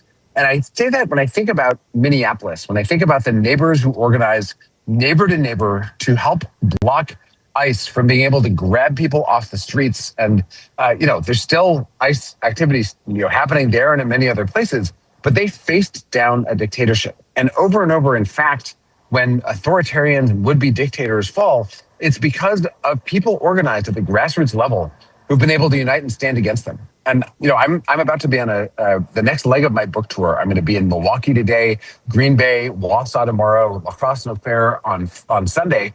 I'm going to be face-to-face with hundreds, maybe thousands of regular folks in communities across Wisconsin who, when Scott Walker came to town, trying to be one of these great men, and he smashed unions and he suppressed votes and he gerrymandered maps, these folks stood up and they said no. And they elected Tony Evers governor, but then they kept on going and flipped the state Supreme Court and fought for state legislative seats. And it's all of those things added together that have allowed democracy to flourish in my state in Wisconsin now. It'll be the same way for the country. When we get out of this mess, we'll go back and we'll point to many thousands of people who got involved in this fight. I write in the book, how groups of friends, I quote supposedly Margaret Mead, we don't know if she said it, that small groups of thoughtful, committed people can change the world. Indeed, it's the only thing that ever has. Mm-hmm. And in fact, I meet constantly with these small groups that have an enormous effect where they are. My state, the country, the presidential races have come down to less than 1 percentage point, less than 4 votes per precinct across the state. Oh. Where do those 4 votes come from? Partly from the candidate, partly from the ads, but it's from the people getting their friends to the polls that we win in Wisconsin. And that is my message to people. They have enormous power in this moment of crisis, and they can turn it into a moment of promise if we do this work together and roll up our sleeves. We're talking with Ben Wikler. He's got a new book, This is the Plan. Ben, I have 1 minute to the end of the show. Your final thoughts. What would you say to the people listening? Well, so often when we read the news, if you open up your phone, you get notifications telling you all the ways the sky is falling, and it makes you want to curl up in a fetal position under your blankets. I wrote this book, This is the Plan, which folks can get right now from their bookseller of choice, to give people the reality check. Actually, they have power. They're part of a community of people that is fighting back. And there is a clear path out of this moment of darkness. We had a miniature version of this in Wisconsin, and we fought our way out, and the country will do the same thing. This can be a moment of hope when we find each other and when we jump together into a future that works for everyone. Yeah, I think that's a very real thing. I'm actually optimistic. Every day I see more of this crap being thrown at us from the Trump administration, and I keep hoping that it's going to galvanize the opposition. People are going to wake up and get out there. So Ben, you're doing great work here, and I hope you run again for the Democratic Party chair position. Do you have such plans? I'm not running for DNC chair, but there's lots of us to do, and I hope to be a big part of the fight in Wisconsin and join arms with folks around the country. There you go. So thank you. There you go, Ben Wikler. Thank you, Ben. Great talking to you. Sure enough. And special thanks to Louise Hartman, Sean Taylor, Jamie Holly, Nigel Peacock, Sue Nethercutt, Patrick Hoyt, Geraldine Halbert, Ron Hartenbaum, Chase Spross, Nicholas Biller, Pat Sweeney, Jeremy Peterson, Connor Arroyo, Karna Verde, Josiah Wester, Martha Salinas, Mateo Robertson, Diane Russell, and Ruben Michaels, all the fine people who work on this program. And thank you to you for spreading the good word and listening and all that sort of stuff. Get out there, get active, tag you're it. Have a great weekend, and I will see you on Monday.